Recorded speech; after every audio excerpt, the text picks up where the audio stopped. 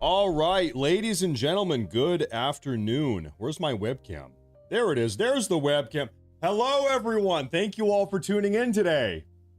I apologize. We are 3, 4, 5 minutes late. We had a little bit of technical difficulties going live here.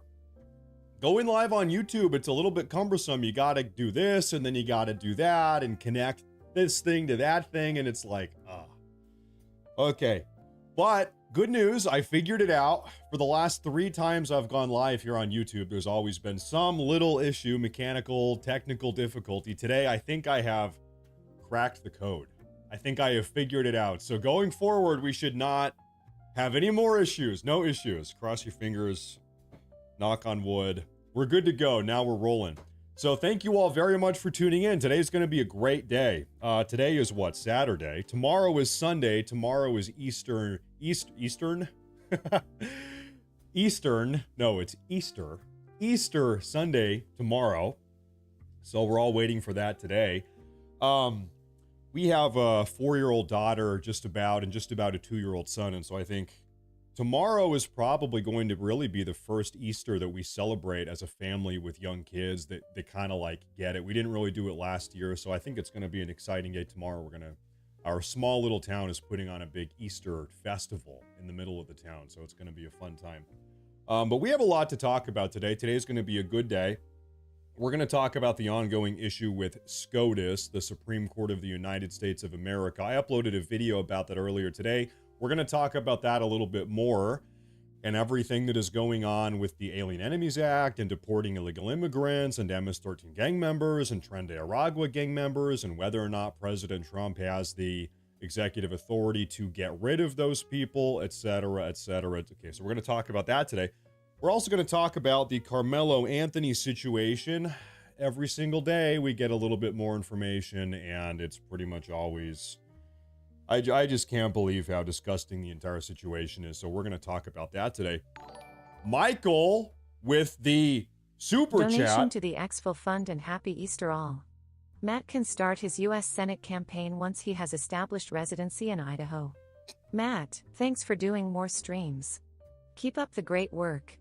God bless you and President Trump. You know, maybe I'll never become a senator. I might be a little bit too controversial. I don't know. That ship might have sailed, but I can continue to be a YouTuber and we can continue doing live streams. I listen, I said I wasn't joking. I wasn't lying. I said we're going to continue on doing more streams. We're going to keep on picking up in pace, in velocity. We are just getting going. We're ramping up.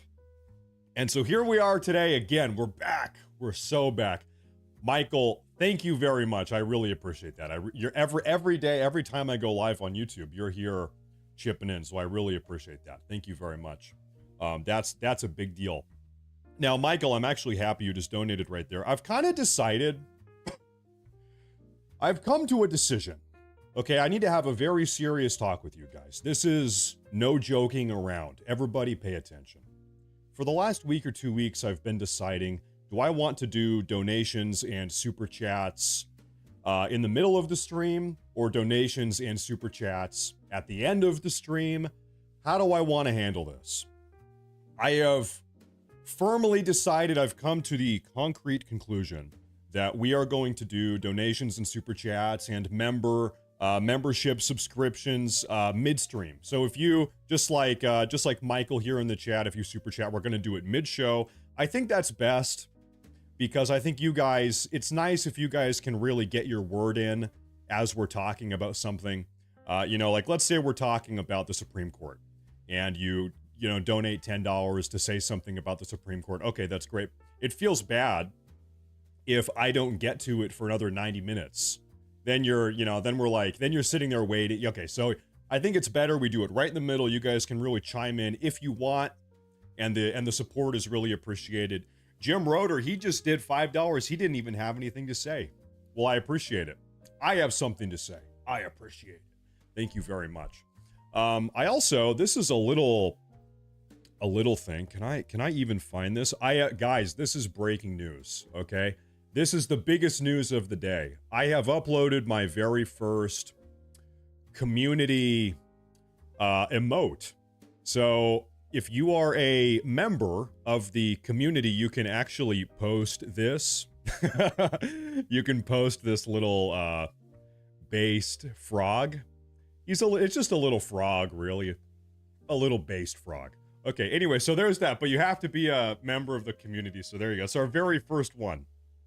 So we can start getting based. Okay. Now, I think maybe we should get on with the show. Thank you everyone for tuning in. We have about 800 people here already. I think we're just ready to go. We can just hit the ground running. Yeah, no, I don't think there's anything else I needed to say in the intro. So let me open up my internet browser here and we can get right into this. There it is. There it is. So this is what happened last night. I'm sure you guys have seen this by now. President Trump posted, I'm going to pause the music. President Trump went on X, on Twitter, formerly known as Twitter, and posted this image confirming that, what's his name? Abrego Garcia, whatever his name is, Mr. Garcia, the MS-13 illegal immigrant gang member, is in fact an MS-13 gang member. As if we didn't already have enough evidence to determine that. We have, no, listen, I am not AI. I am not an AI. I see a couple people in the chat. No, I am not AI. I am a real person. I am a real human being. Anyway, okay. So back to the story. We already had ample evidence to confirm that this guy was a member of MS-13. We have ICE saying he's an MS-13 gang member. We have 2 local police departments saying he's an MS-13 member. We have El Salvador saying he's an MS-13 gang member. Keep in mind, this guy is an El Salvador citizen. He's not an American citizen. He was in the country illegally. He's a citizen of El Salvador. The president of which happens to be a good friend of ours. His name is Bukele, and he's operating CCOT, the Supermax prison down there. So we have deported him now. But anyway, for the last week and a half or so, there has been some controversy really on the left side of the political aisle. Everybody on the right side of the political aisle, we know this guy is an MS-13 gang member. It's like, it's obvious, right? But there's been a little bit of denial amongst members of the left, saying that this guy is not an MS-13 gang member, despite the police reports, despite the El Salvador government saying he is, despite ICE. But anyway, this guy has MS-13 tattooed on his knuckles. And so these are symbols that represent MS-13. As I understand it, this is a marijuana leaf. That stands for M. The smile stands for S. The cross stands for 1. And the skull has 3 little black dots. That represents 3. MS-13.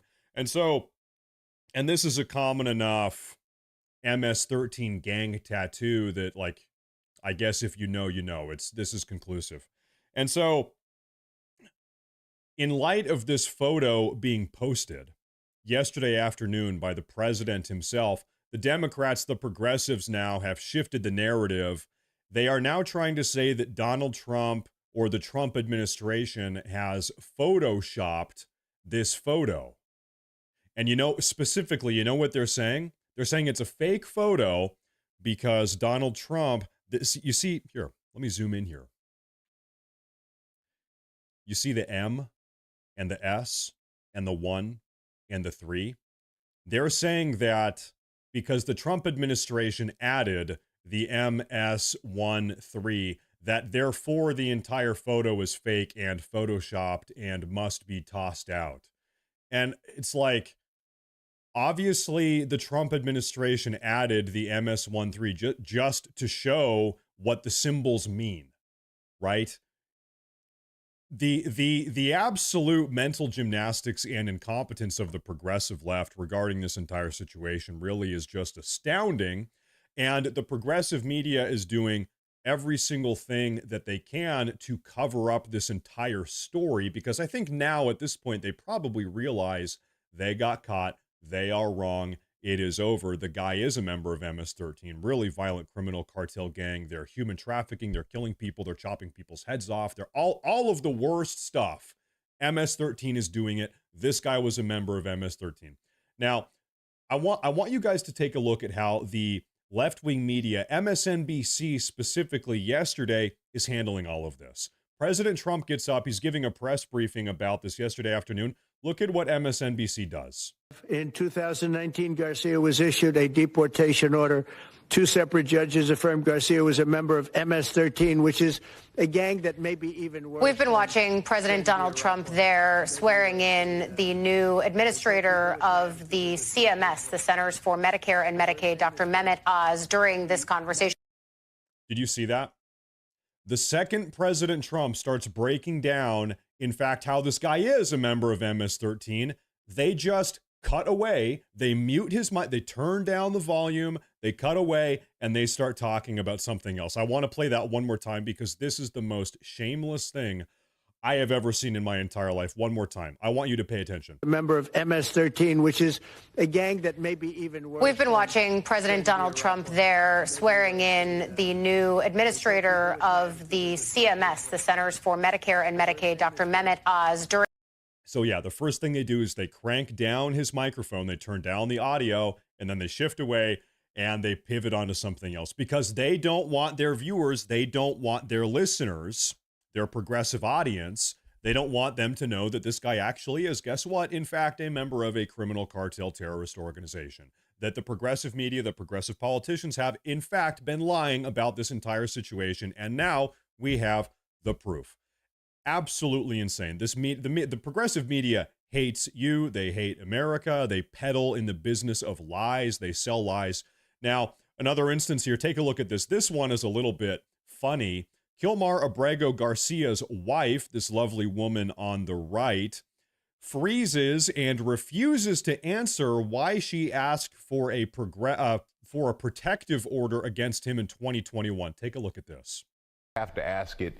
You did take out a temporary order of protection against your husband in 2021. Were you in fear of your husband?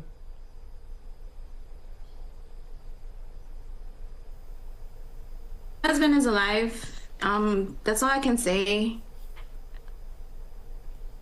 Okay, and I'm not going to push on that apparently. But how much hope? You can't make this stuff up. Are the rumors true that your husband was abusing you? Were you fearing for your life? Why did you file a protective order against your gang member husband? Can you confirm or deny that? My husband is alive. That's all I can say. I should try next time my wife tells me to take out the garbage or do the, clean the dishes or whatever. Sweetie, can you take out the garbage? Well, I am alive. And that's all I can say. Goodbye. I am alive, sweetie, and goodbye. That's all I have to say to you right now.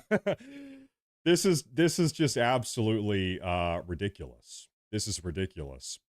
I'm going to read the first comment here from Helen Jones. She decided to apply for a protection order at that time, and there must be her own reasons behind it. Okay, well, let's kind of logically walk through this.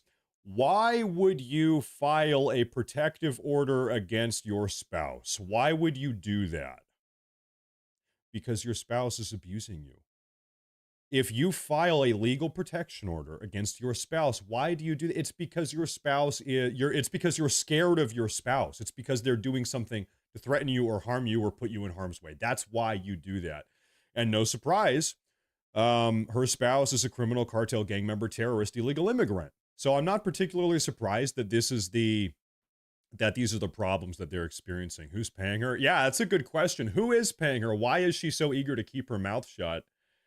I could make a fat joke right now, but I'm not going to because I'm respectful and tomorrow is Easter Sunday. But anyway, yeah, I would bet that somebody is paying her to go along with the narrative, to go along with kind of the Democratic optics. Who knows? There's a lot of money being shoved into progressive causes. You think of Act Blue, you think of George Soros, you think of whatever. So who knows? I would not be surprised.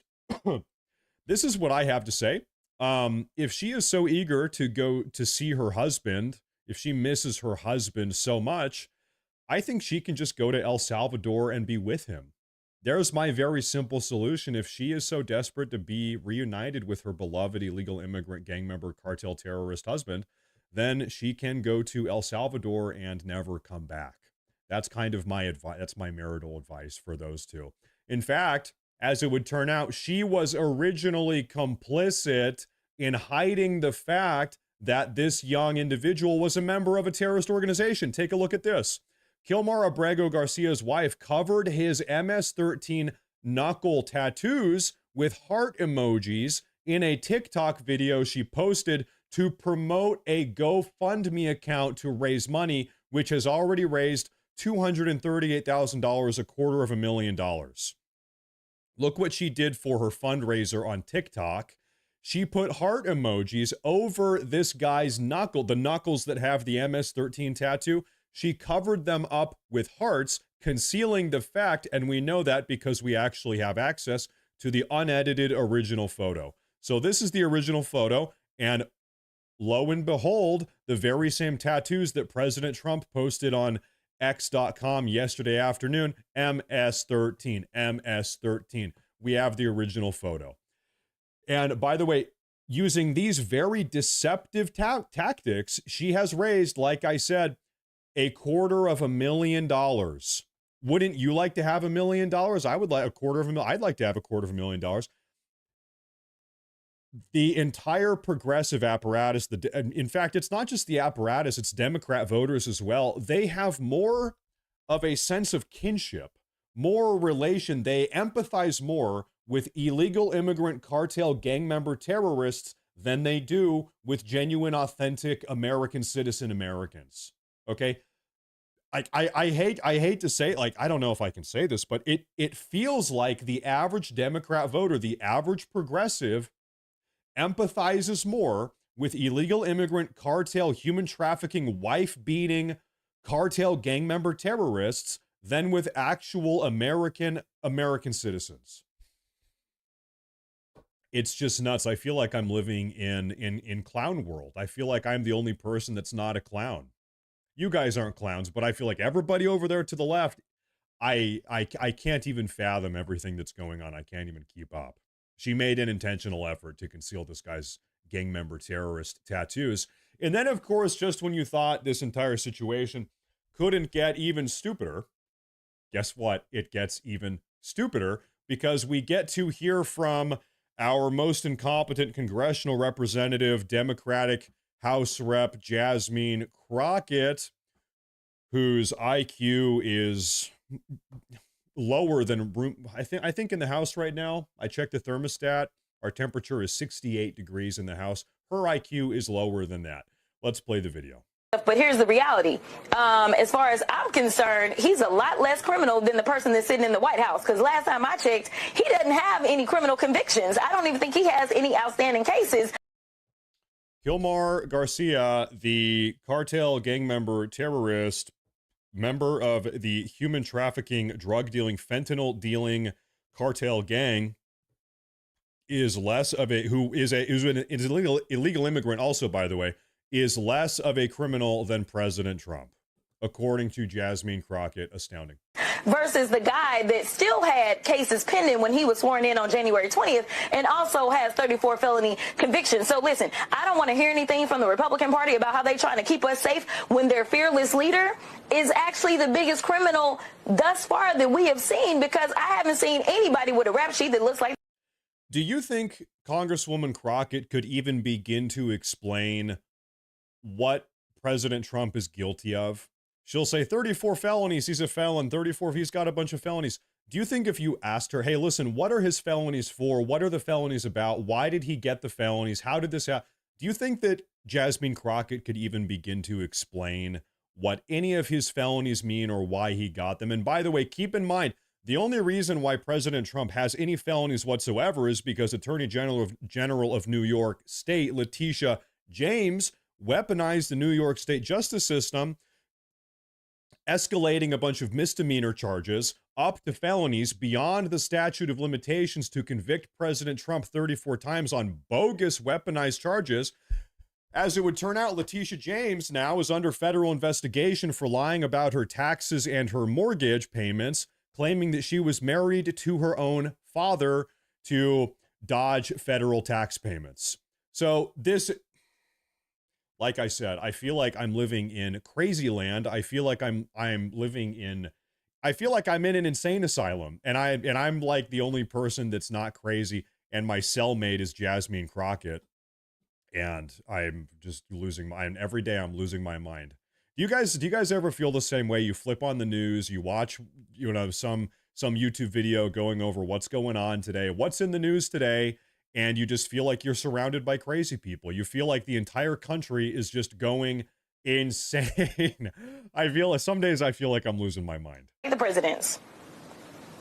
So I want to exercise a point of personal privilege right now. I'm going to play a really quick clip for you, Congresswoman, and ask you a question on the other side. Take a watch and listen. Okay. My next guest. Joining me now is Texas State Representative Jasmine Crockett. Representative, so happy to have you here. I know you had a busy day yesterday. Well, Texas State Representative Jasmine Crockett, thank you for being here, and thanks for all of your advocacy. We appreciate it. Okay. Why did we just play that clip? Nothing was even said in that clip. What was that even about? That was you and I 3 years ago. That was your first time on the Katie Fang Show. This is the second to the last episode of the show. Wow. Congresswoman, I wanted to thank you for... Oh, this is the second to last episode of the MSNBC Katie Fang Show. I wonder why this is the second to last episode. I wonder what's happening to the Katie Fang Show that I've never heard of prior to this moment. I wonder what's happening to the show. We're always getting up. Maybe they got canceled because nobody watches. Up and early in delivering it, but I also want to say thank you for your continuing support for democracy. It's definitely something that you have made your... Or continuing support of democracy. She can't even spell democracy. I would bet $10,000 right now that Congresswoman Jasmine Crockett doesn't know how to spell democracy. Jasmine Crockett is the ardent defender of our democratic institutions. Congresswoman Jasmine Crockett is the one person preventing this country from slipping into an authoritarian hellscape. Really? Really? Are we really saying that? Brand, and it's the integrity that you're bringing, and I'm grateful for you always. Thank you. I'll miss you. Oh. And now we're crying. You can't have me crying at the beginning of a show, Jasmine. Congresswoman Jasmine Crockett, you haven't seen the last of me. Thank you for being here and getting us started today. I always appreciate And now Jasmine Crockett is crying. you. Thank you. Goodbye. Goodbye forever. Goodbye forever, Katie Fang. Goodbye. I wish I could say the same thing to Jasmine Crockett. Goodbye, both of you. Please go away and never come back. Please go away and never return to cable television. Please. Or the Congressional House chambers. Please. Okay. But that's not all we have from Jasmine Crockett. Benny Johnson posted a video earlier today. This is a new video from our beloved Jasmine Crockett. What did she have to say today? I want y'all to know that every day that I walk in those halls, regardless of whatever rhetoric they put out about me, I am a very serious lawmaker. At the same time, if you try me, you will find out. I just want to be clear about that. If you try me, you will find out. I am a very serious lawmaker, and if you try me, you will find... What does that mean? You will find out. I'm kind of reminded of how Carmelo Anthony said, hey, if you touch me, you're going to find out. Hey, touch me and see what happens. I am truly a black woman at the same time. So I am truly a black woman. I am a serious lawmaker, and I am truly a black woman. That's awesome. That's great. We love Jasmine Crockett. Jasmine Crockett is the gift that keeps on giving. She's like, it's like everybody collectively just acknowledges that she's just like the dumbest person in the world. I don't know, like if you rewind back 150 years into American history, the year is, I don't know, let's say the year is 1870. In the year 1870, do you think they also likewise had a dumbest person in Congress that everybody acknowledged, oh, that guy in Congress in the year 1870, he's the dumbest guy. He's the dumbest person we have. I guess you always have to have there always is a dumbest person in the room, right? She is the dumbest person in the room. There always has to be a dumbest person in the room. Now, however, speaking of dumb people, Tim Walz's daughter appears to compare alleged MS-13 gang member Kilmar Abrego Garcia to Jesus, saying Trump would have deported Jesus for being a gang member. Are you kidding me? Okay, we gotta play the video. We gotta play this video. Here we go. If Jesus were alive today and in the United States, this administration would have already taken him and removed him from this country without due process, claimed he was a member of the MS-13 gang. Okay, I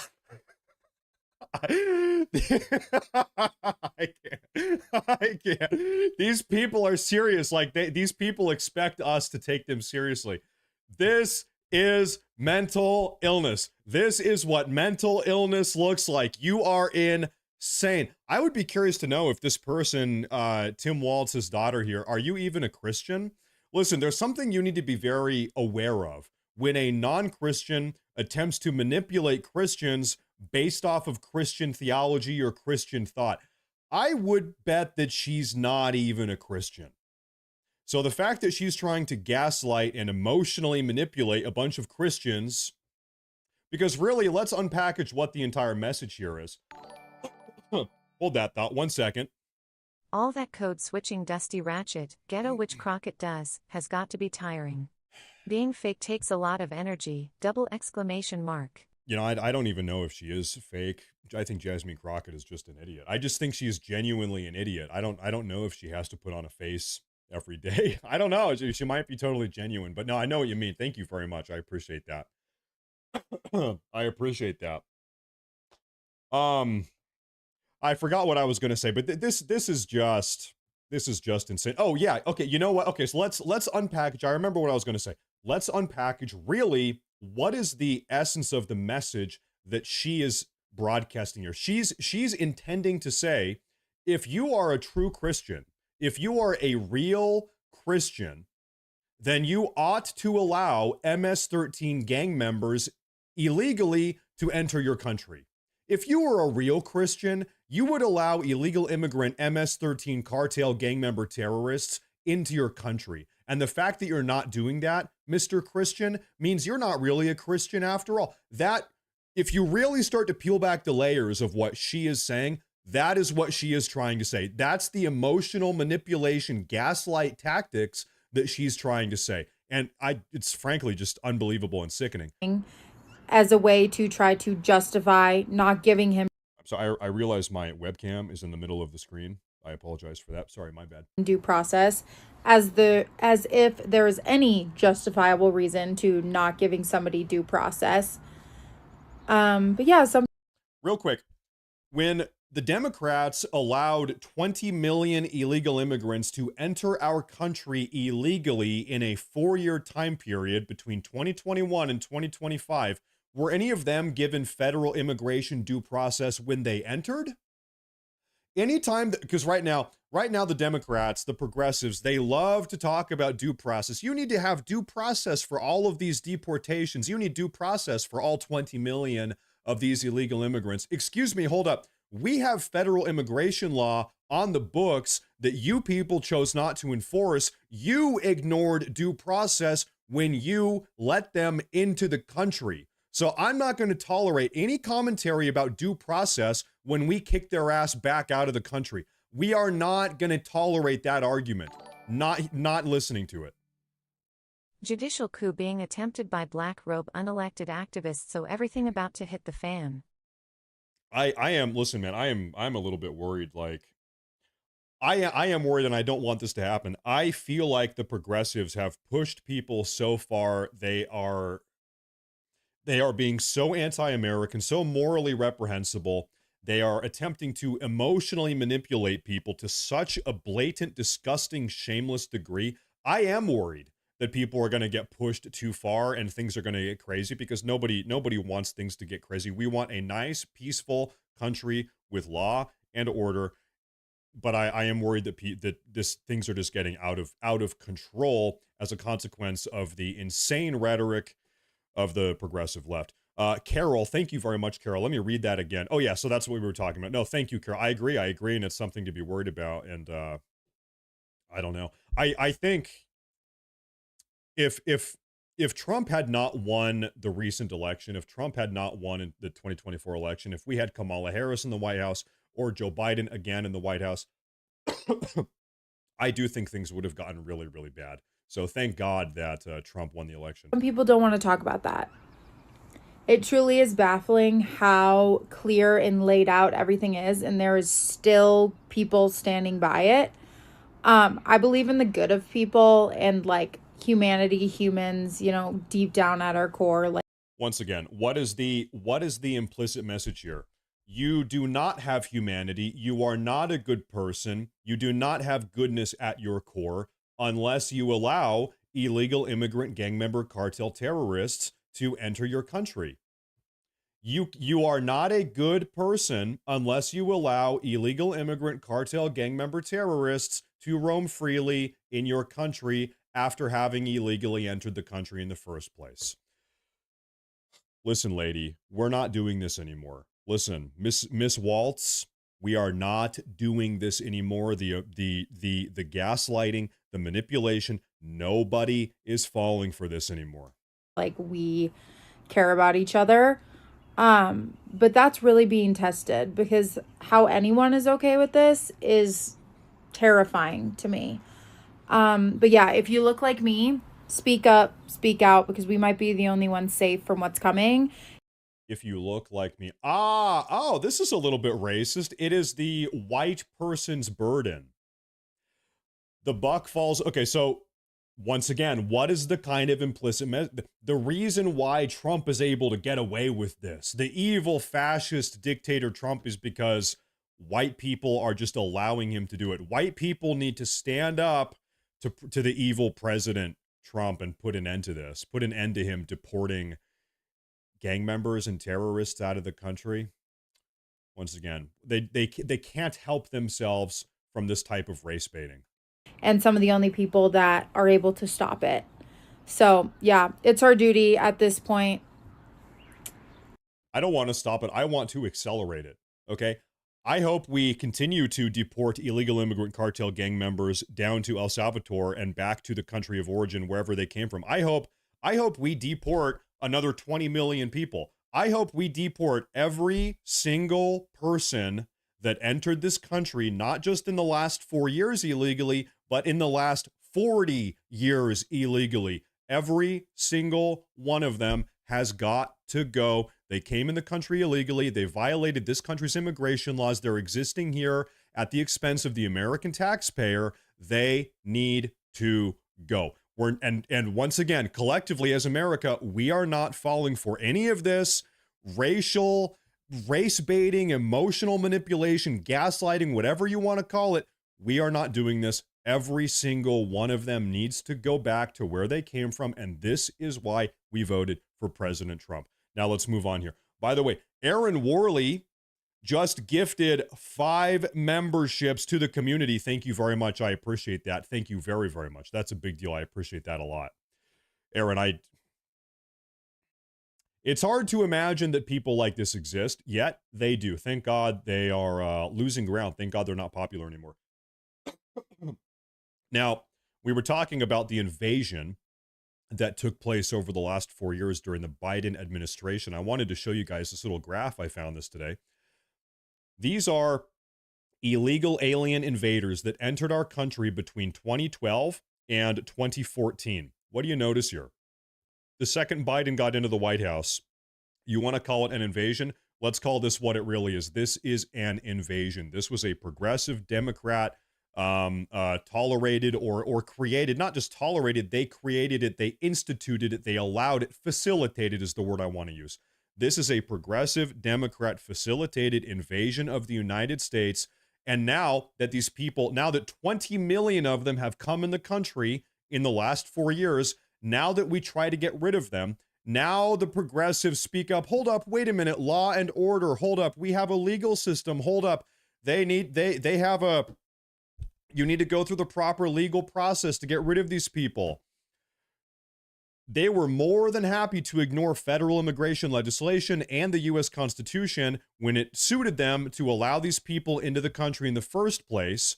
But now that we want to get rid of them, send them back where they came from, now they're all screeching and they won't shut up about due process and legislation. Shut up. These people need to go. It is inevitable. We are kicking them out. If we don't do it now, we're going to do it later. It is happening. America first. The America first agenda is inevitable. Every single one of them has to get the hell out of the country. And we're not falling for the emotional manipulation tactics. Like I said, nobody is buying it anymore. In fact, the next segment of the stream we're going to talk about, we're going to get here in a minute. We have a new survey that came out earlier today. This is a new Gallup poll. Confidence in the Democratic congressional leadership has plummeted to an all-time low of 25%. 25%. What does that mean? 75%, 3 out of every 4 Americans do not approve of what the Democrats are doing. You want to know why? This is why. Here's a great visual example of why Americans do not approve of what the Democrats are doing. Because the Democrats did this. And now when we're trying to undo this, the Democrats are kicking up their arms or their feet. They're screaming about it, having a tantrum. Great live show. White Sick of check it. mark. Heart. Betsy Burns. Thank you, Betsy. Thank you. I appreciate that. Thank you very much. You're a membership with the $5 donation. I appreciate that a lot. Thank you. And then there's Donna right below you. Thank you, Donna. I appreciate that. And then everybody is we have 1,500 people tuning in today. Thank you. Ladies and gentlemen, thank you very much. I really appreciate it, folks. I really, really do. Now, let's head on over to CNN. Winning. Most Americans don't see a man abusing power. They see a leader finally using it on their behalf. True. That is true. Trump is winning because he's fighting their battles. Do you, ladies and gentlemen at home, do you feel like President Trump is fighting for this country on your behalf? I sure do. The real emergency for Democrats, the people are getting exactly what they asked for. Let's play the clip. Here's Karl Rove as well. He says there's way too much retribution. He's talking about the Trump tenure thus far. Most of the president's revenge attempts will end badly for him. Republicans could rue the day that they set a new justification for retaliation from Democrats. I look at who Trump has, targeted, right? Who he's taken on in the last 2 months. I see Wall Street. I see Harvard, the most elite institution. I've got to pause this here for a second. Who here remembers the 2011 Occupy Wall Street movement? Down with Wall Street, down with the 1%, income inequality, wealth inequality, 2011 Occupy Wall Street. I was 17 years old, I remember. So funny story, a little anecdote here. I was 17 in 2011. I was finishing up high school. And I went to a high school in the Portland, Oregon area. As you all know, Portland, Oregon is one of the most progressive areas. Maybe it's the single most progressive city in the entire country. If not, maybe it's a top 2 or top 3, whatever. Anyway, very progressive area.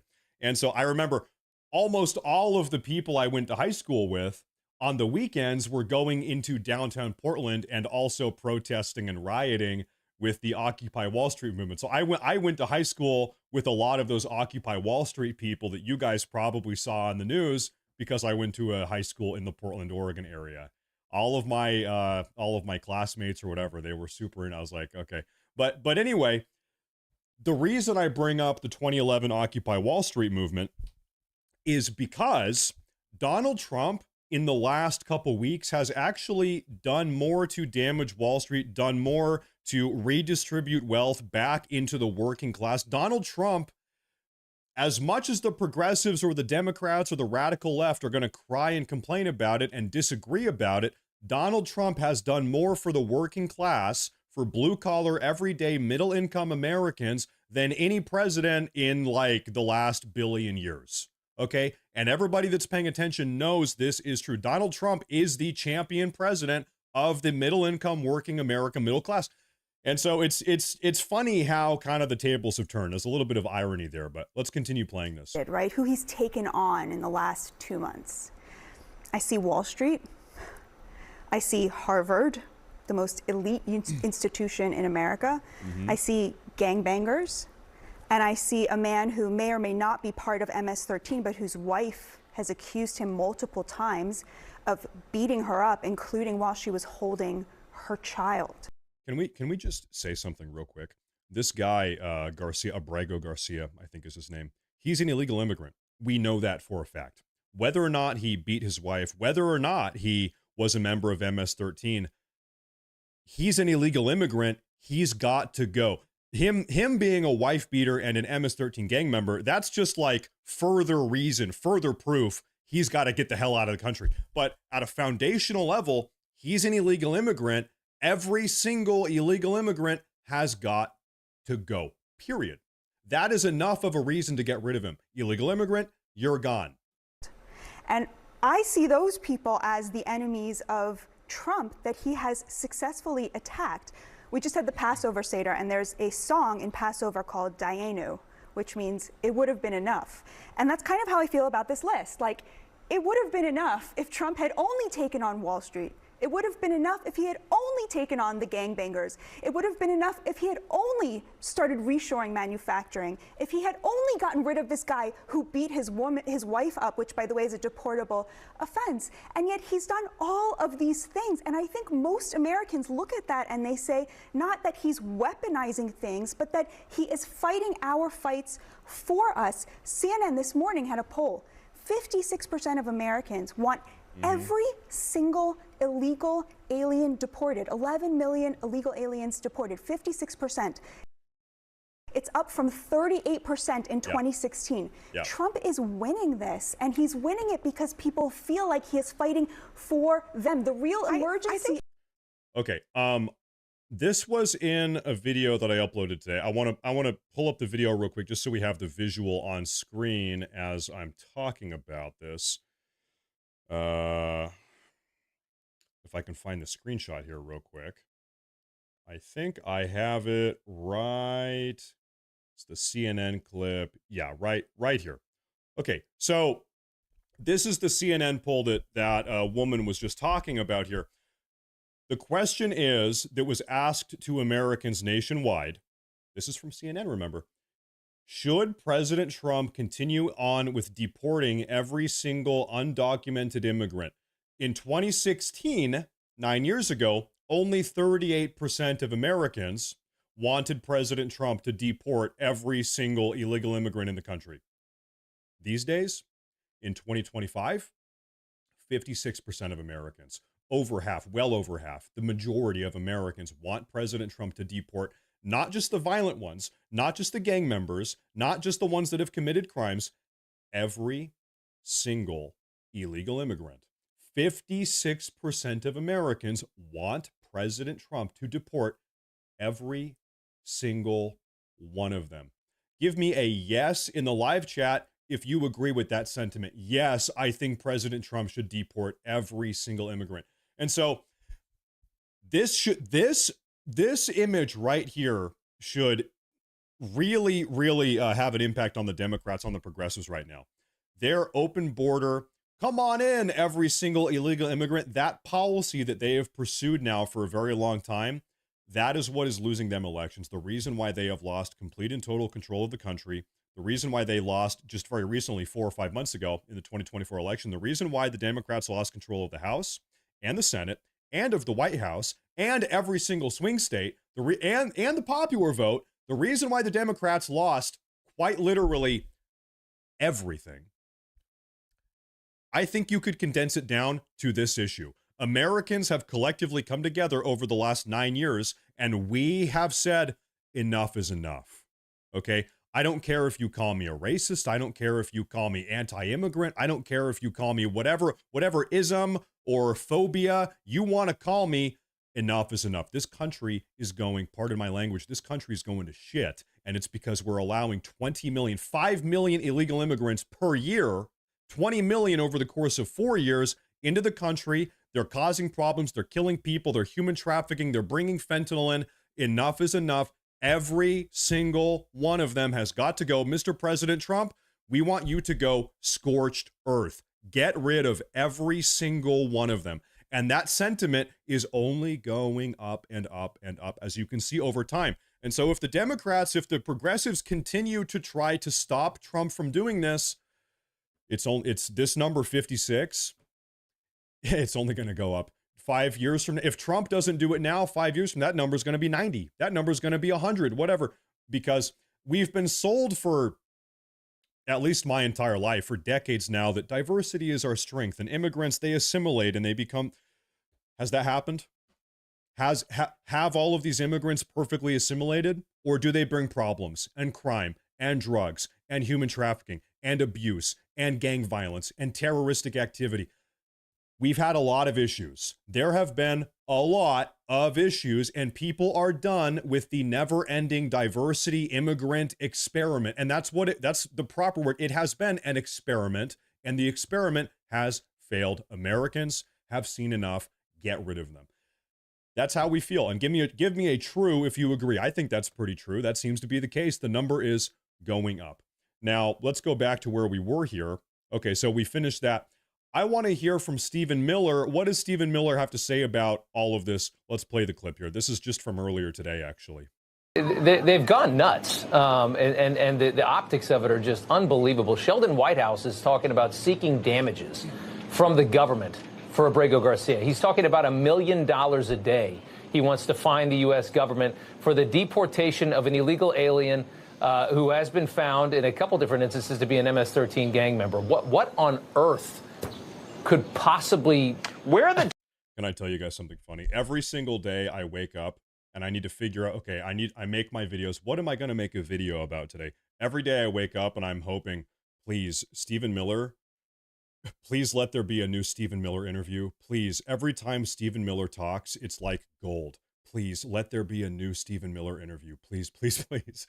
Every time he talks, it's like the greatest thing ever. Damages for Americans. Exactly. I don't know how much time I have here, but I mean, for the love of God, where are the damages for Americans? Where do I even begin? Where do I even start? We used to have a functioning public school system in this country.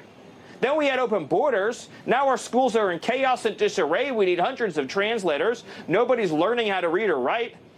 An entire generation of Americans, multiple generations, in fact, have been robbed of educational opportunities. Entire cities. Look at Los Angeles. Once a paradise of safety, security, and prosperity.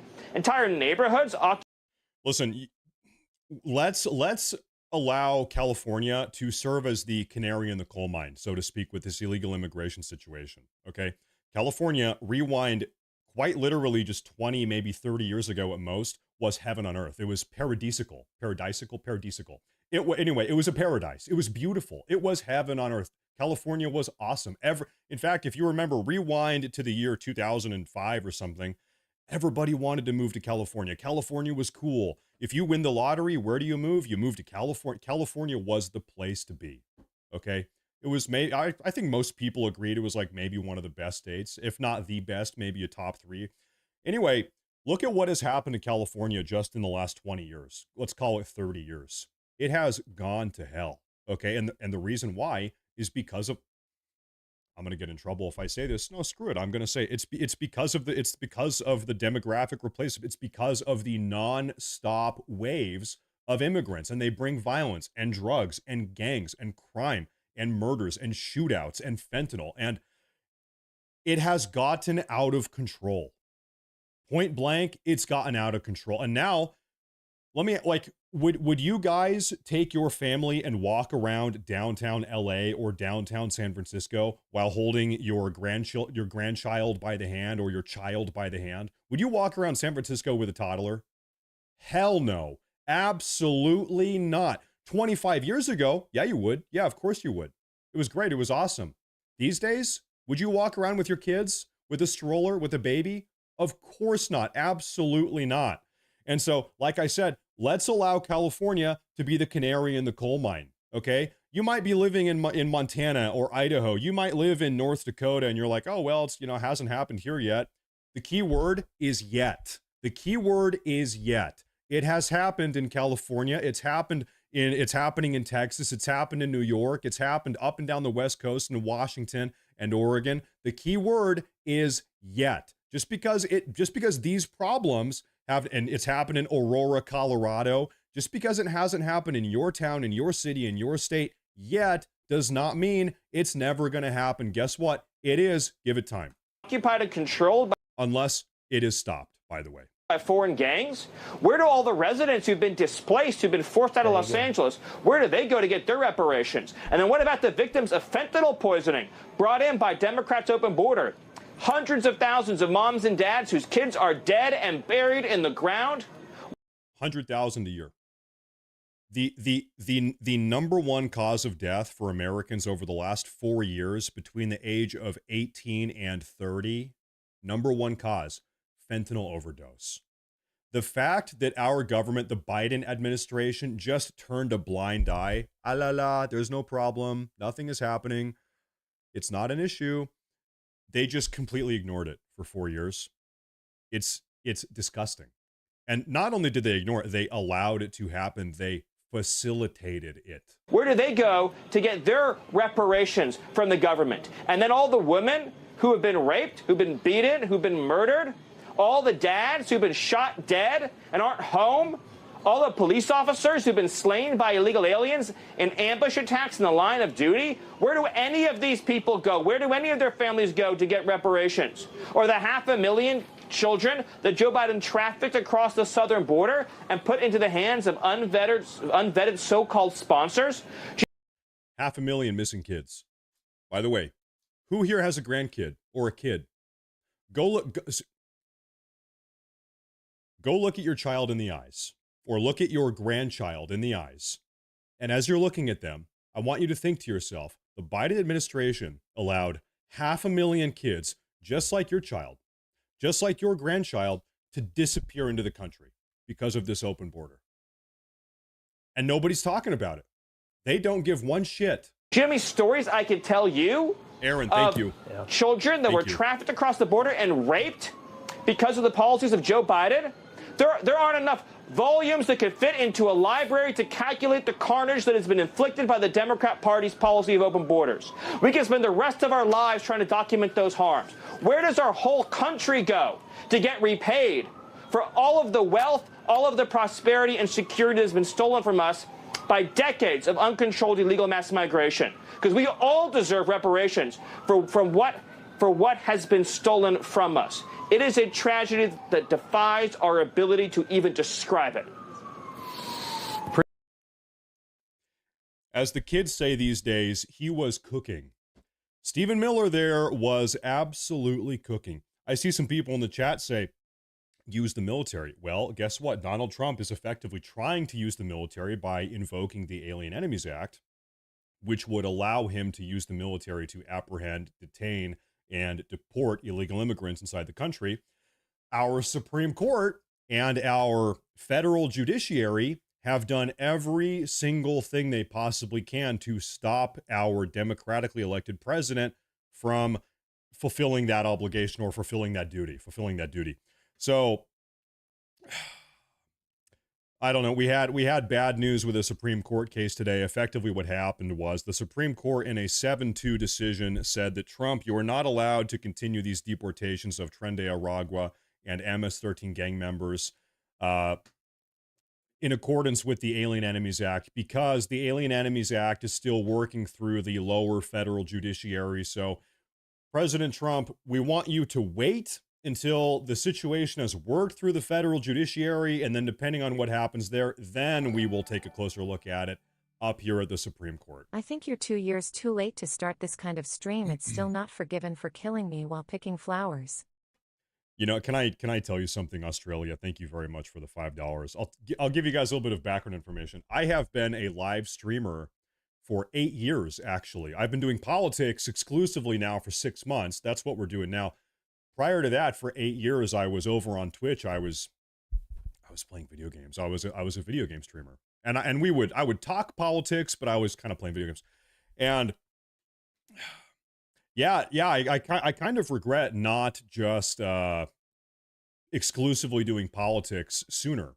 Now I look back on being a video game streamer for the last 8 years, and I'm like, man, I wish I had started doing politics sooner. That was a mistake to just play games all day.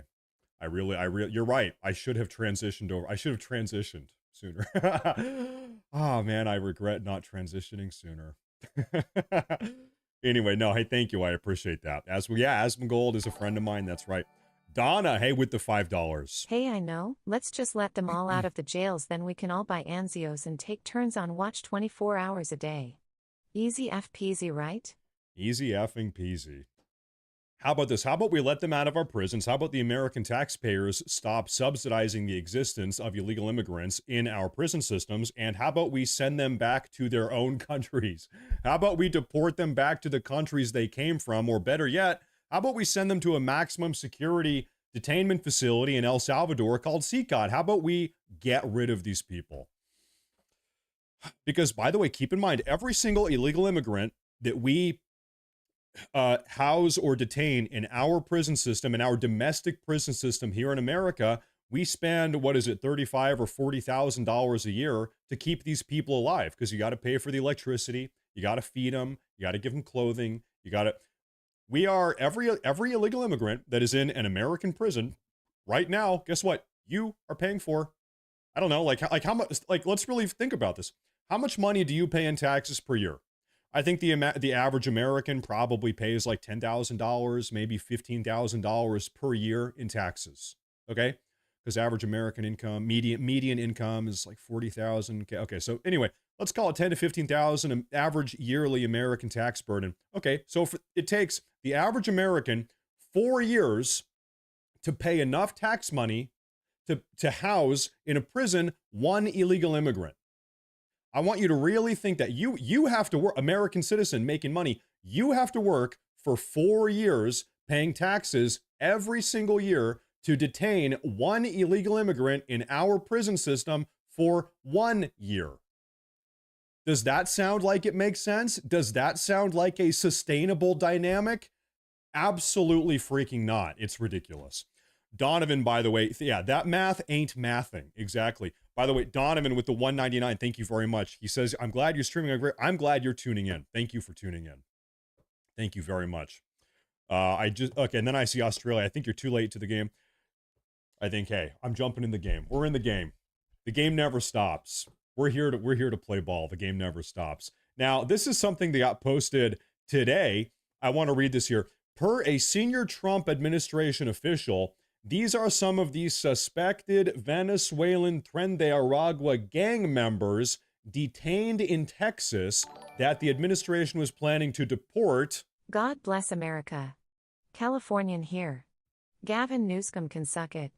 You know what, Bill, real quick before we continue, it seems like I think California maybe has a little bit of light at the end of the tunnel. I don't know if you have read some of the reports or you're following what's going on in California. It seems like California every year a little bit is becoming less blue and a little bit more red. It seems like and maybe it's not going to happen this year or next year or the year after, but I don't know. If things keep going the way they're going, maybe give it 5, 6, 7, 8, 9, 10 years, maybe California can be brought back from the brink. And thank you, by the way, for the $9.99. I appreciate that a lot. Thank you.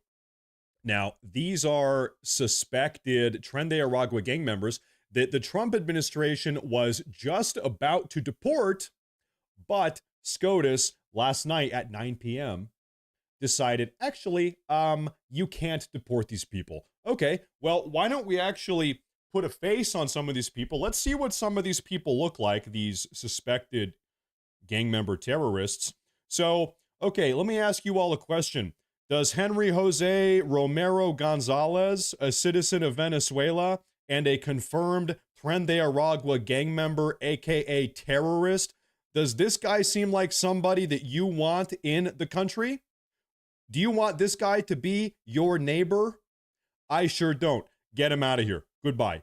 Who's the next one? Alessandro Benedict Paredes Warwa, citizen of Venezuela, confirmed Tren de Aragua gang member. He's got all types of gang tattoos. Okay. Does this seem like he's a confirmed TDA gang member? Does this seem like a type of guy that you want to share a neighborhood with? Do you want him to be your neighbor? I sure don't. You gotta go. Goodbye. Who's the next one? This is Norge Unifer Rosales Celebalos, a citizen of Venezuela. Guess what? Another confirmed Tren de Aragua gang member. Criminal conviction for flight to avoid prosecution. Oh, he's smuggling across the border resisting arrest. He's a confirmed Tren de Aragua gang member. Do you want him to be in the country? I don't. So by the way, oh, here's another one. Okay, Venezuela, TDA gang member. He's confirmed. Convictions, burglary, larceny in the country illegally. Okay, so by the way, these are examples. Oh, there's even more of them right there. These are the people, these confirmed Tren de Aragua gang members that are Venezuelan citizens, not American citizens that are in the country illegally. These are the people that our United States Supreme Court chose to protect last night. They said, Trump, you cannot deport these people. President Trump, you need to wait for due process. We have to wait for due process to deport terrorists out of our country. Just break this down. Think about this. The president of the United States needs to go through the highly partisan activist federal judiciary in order to deport terrorists out of our country. It is insane. This is unsustainable. And by the way, right now, the Democrats, the progressives, they want this for every single one of the 20 million illegal immigrants that are in the country. You can't get rid of a single one of the 20 million illegal immigrants unless you have our due process. Unless Judge Boasberg approves of President Trump deporting this fine stand-up young man, unless Judge Boasberg gives his personal approval to get rid of this person, you can't do it, Mr. Trump. This is what the Democrats want. This is what the progressives want. If we accept that system, if we tolerate that system, guess what, folks? We don't have a country anymore. We no longer have a country. It's a joke. There's no other way to put it. Okay, get them out. We got to get them out. I guess I'll quickly take a look at these other people here. Yeah, seems like a fine. Oh, yeah, Venezuela, TDA, aggravated assault. Great, that's awesome. Venezuela, TDA, child neglect, bodily harm, beating a child. Oh, yeah, sounds like a great stand-up guy. We should definitely keep him in the country. Venezuela, TDA, gang member, child abuser. Yeah, that seems like a great person to have in our country, according to the Democrats. Absolutely unbelievable. Ellison Ballard, thank you very much for the 2. I appreciate that a lot. Thank you very much. Thank you for tuning in today. Thank you. Let's do a bit of a pivot. We talked about this earlier. Right now, the Democrats have a national approval rating of 25%. We saw another poll that came out, political poll that came out a week ago that said 21%. So depending on which poll you look at, this one here is from Gallup earlier this morning, 25%, 21%. Either way, Democrat national approval rating has cratered out, rock bottom. It could not be lower. Bill Mayer actually chimed in on this, absolutely torching Bernie Sanders and Alexandria Ocasio-Cortez. Right now, the Democrats are saying that AOC is kind of the presumptive leader of the Democratic Party. That's how bad things are. That's how you know things are bad, when AOC is the presumptive leader. As someone from Georgia, the Laken Riley story will stick with me forever. Never forget her name and send these people back. Yeah. Yep. Connor. Hey, Connor. Thank you. Thank you. You are right. I know. Okay. Let me put this back on you guys.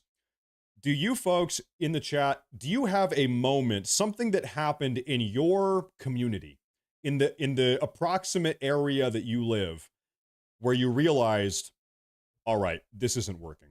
All right, things have got to go differently. This is not going to work. You're from the area that the Laken Riley situation took place. Okay, we can't do this anymore, right? I'm from the Portland, Oregon area. In my life, in the last 10 years, I've seen Portland get set on fire like 5 times. Antifa, radical progressives, protests, riots, breaking windows.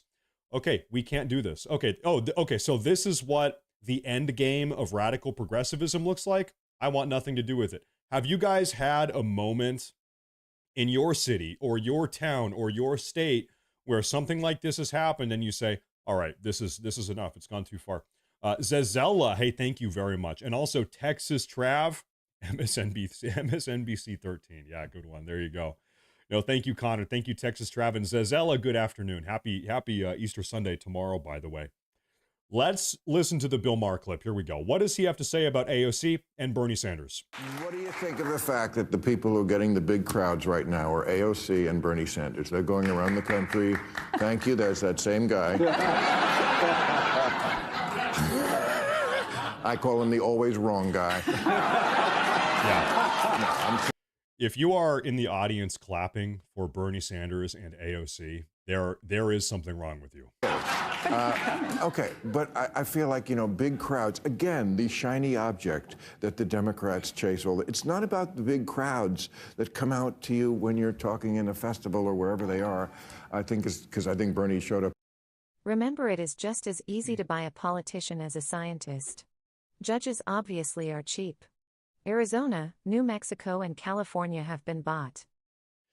Carol, let's talk about that. Donovan, thank you very much. Donovan says, I've lost many friends to fentanyl. I think a lot of people have lost a lot of friends to fentanyl. I'm sorry to hear that. That is the case. That's terrible. I had a friend that lost his sister to fentanyl. Terrible.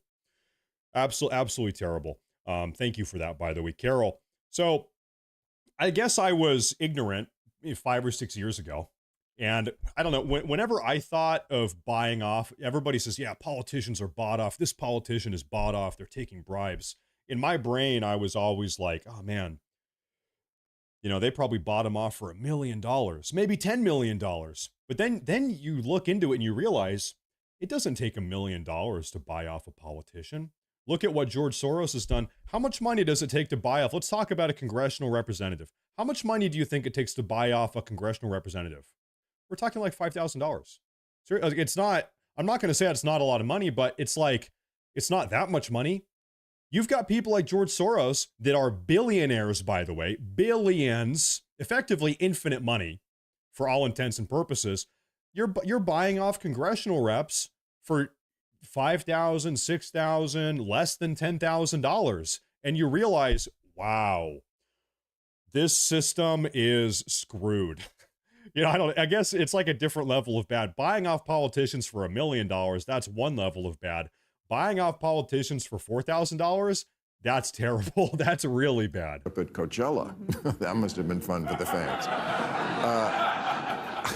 It's who shows up on Election Day. And I just don't see that's the ticket.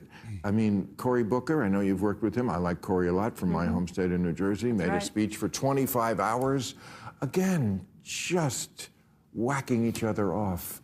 This is just not what's going to get the job done. Well, okay. I'm sure some of you know the answer to this question.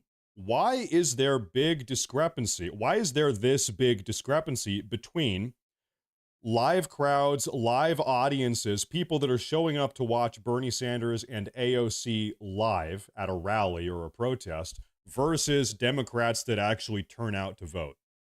Why is there a little bit of a disconnect? It seems like they've got big rallies, seems like they've got big protests, but then they keep losing elections over and over again. Why is that? The reason why is because the protesters are paid. These are not actual legitimate grassroots progressive campaigns. The people in these audiences, the people in the crowds that are cheering on Bernie Sanders, woo, these people are paid to be there. We know that for a fact. We have the receipts. This is not some right-wing schizophrenic conspiracy.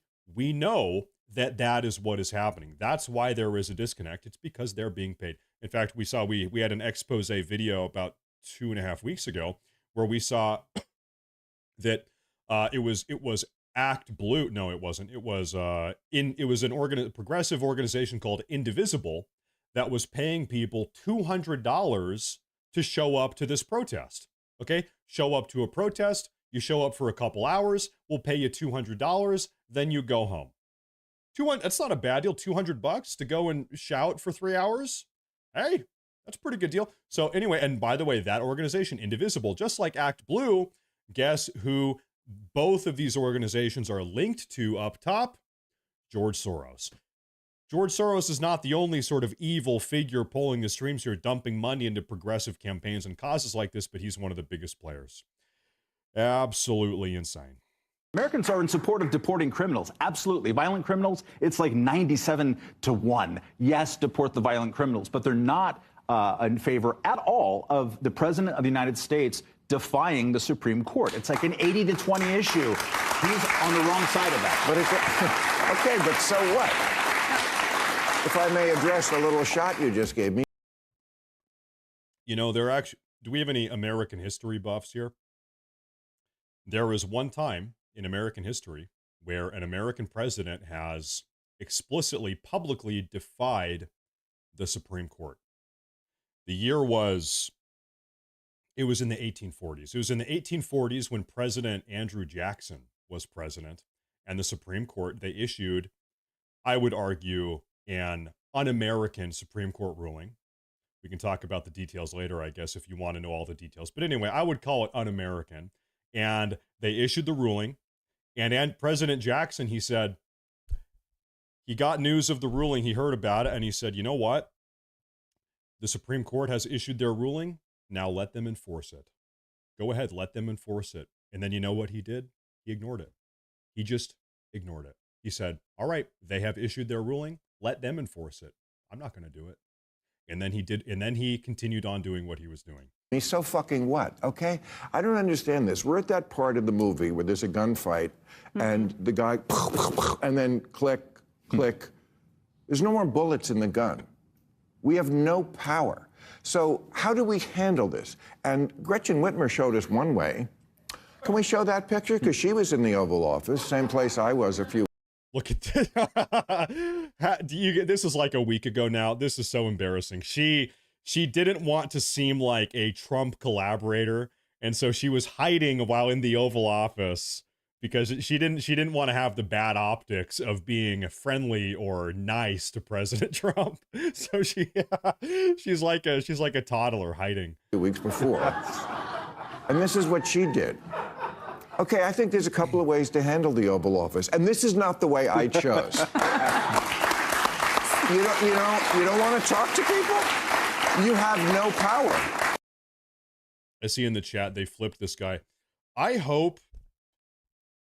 really deeply hope that deep down, Bill Maher realizes that his rhetoric over the last 30 years has directly contributed to how freaking insane and unhinged and radical and anti-American his own party has become.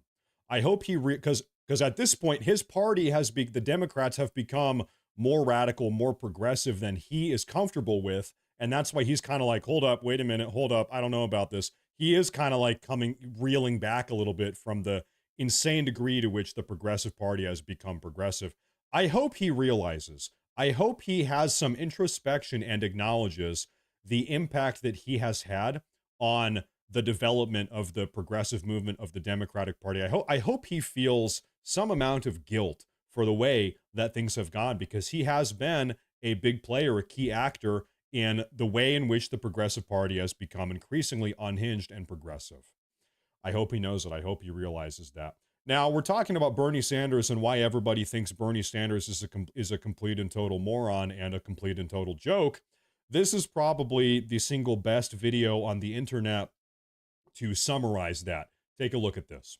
This great country of ours is moving very rapidly in the direction of oligarchy. The United States of America today is increasingly becoming an oligarchy. More and more moving toward an oligarchy. We are moving in the direction of oligarchy. We will move even more rapidly in the direction of an oligarchy. This great country is evolving into an oligarchic society.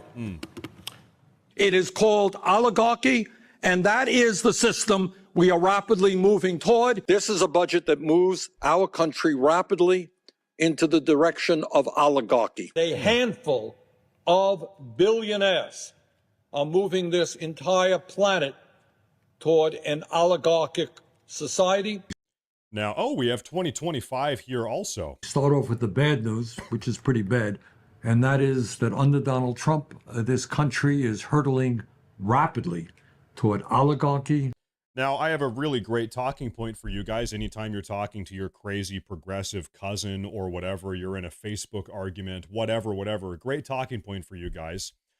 Joe Biden in 2020 and Kamala Harris in 2024 both had more billionaire donors to their presidential campaigns than Donald Trump did in his 2020 or 2024 presidential campaign. So if we're going to fearmonger, if we are so scared about the oligarchy, oh my God, guess who actually represented the oligarchy? Guess who actually had more billionaire campaign donors? Biden and Kamala Harris in 2020 and 2024. So interestingly, though, Bernie Sanders is only interested in talking about the Republican oligarchy, the billionaire Republicans. He turns a complete and total blind eye to the Democrat billionaires, to the Democrat billionaire campaign donors, doesn't care about them. Matt, love your vids. Keep up the great work. Much respect from Michigan, and this is absolutely propaganda 101. Me? I'm propaganda, or Bernie Sanders is propaganda? Bernie Sanders is propaganda. Bernie Sanders is the propaganda. Thank you, Greg. Thank you, Greg. I appreciate that. You know, I've never been to Michigan. I think it's a good life goal to go to every single one of our 50 states. One of these days, I need to do a big road trip. I'm going to go to every single state. Because right now, I think I've only been to like 20 or 25. Anyway, I'll go to Michigan someday, okay? Someday I'm going to Michigan. Hey, thank you very much. Thank you very much. I appreciate that a lot. Thank you both. Oh my gosh. You're calling me propaganda? Unbelievable. Well, okay, so we're continuing to talk about AOC and Bernie Sanders here. This is actually one of the, I wouldn't call him a front runner, but on the Democratic side of the aisle, a lot of people are talking about Stephen A. Smith. Stephen A. Smith is very likely actually going to be running on the Democratic ticket in a couple years. There is, I guess, a 1% chance or something that this guy right here in the bottom left ends up being our president 4 years from now. I wouldn't bet on it, but I guess it could happen. A lot of people are talking about him right now. And so he had a conversation yesterday with Steve Bannon. Let's take a listen to this. I think we're talking about the current state of the Democratic Party. You're driving me nuts with this when you're bringing up the billionaires. Listen, I know that the left has been catering to elites, and it was clear they forgot about the working class. Don't get me started with woke culture, cancel culture, identity politics, and, transgender, all of this stuff. Oh, don't get me started with that. I know that they're at fault for that. But I just saw Trump in the White House just the other day talking to billionaire friends about how much money they made in one day when he went on his Truth Social account and said this would be a good time to buy. So it ain't like just the left talking to billionaires. He's doing it all the time. And by the way, this is now one of the Democrat pivots. First they said the tariffs are incompetent. President Trump's tariffs are so stupid. Then they said the tariffs are never going to work. They're so stupid, in fact, that President Trump's tariffs are never going to work. And then they said he's crashing the stock market. President Trump is crashing the stock market. Well, now, a couple weeks later, now that the tariffs have actually proven to work, now that they are actively working, and now that the stock market has recovered, everybody check your 401ks or the Dow Jones, stock market has recovered.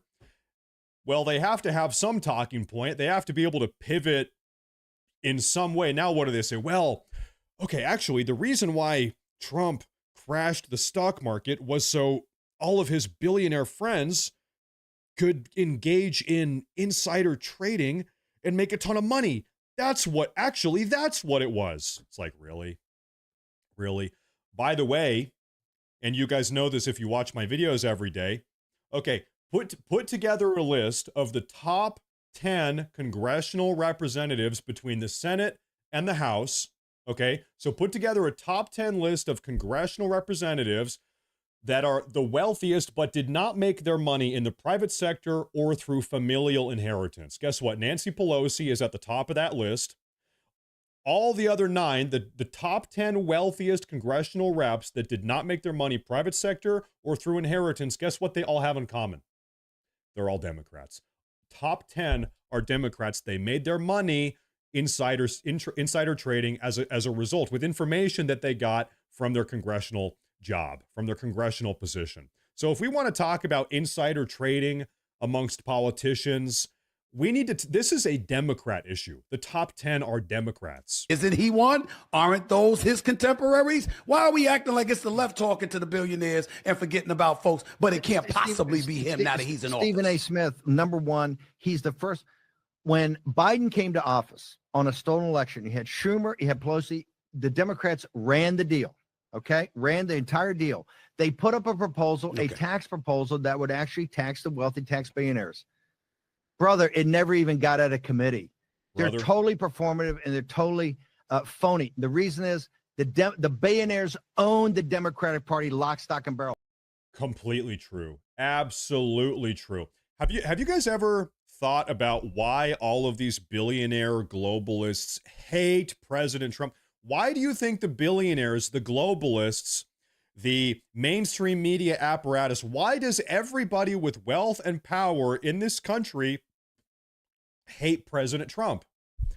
Because he's not bought off and paid for like the other politicians, because President Trump is his own billionaire. He has his own money. He didn't, in fact, who remembers the legendary speech that he gave? President Trump gave this speech in 2016 on the campaign trail during the Republican primary, in fact, in 2016.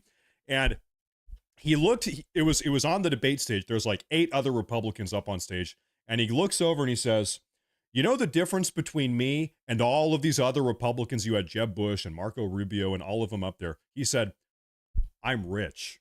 I don't need the donors' money. I'm rich. See these other guys? They're not rich. I'm rich. I don't need their money. And that's why I can say what I want to say. And that's why they say what they're told to say, because I'm rich. You can't buy me. And then he went on to win the election. And then he won the election. And you know what? There's some truth to it. Okay.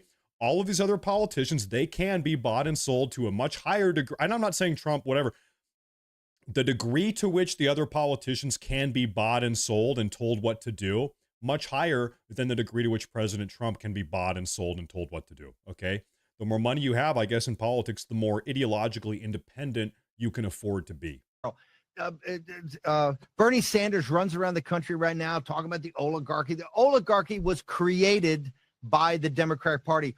All of those oligarchs, all of them were progressive Democrats until 11 p.m. Eastern Standard Time on the 5th of November when MAGA and President Trump won, and then they had their road to Damascus, their Damascene moment, their reality. Oh, all of a sudden, I think we're MAGA. I think we're tech bros. We really like Trump. Trump has got the biggest of them all, Zuckerberg, in court trying to break his empire up right now. Show me what every Democrat's done, including the phony Bernie.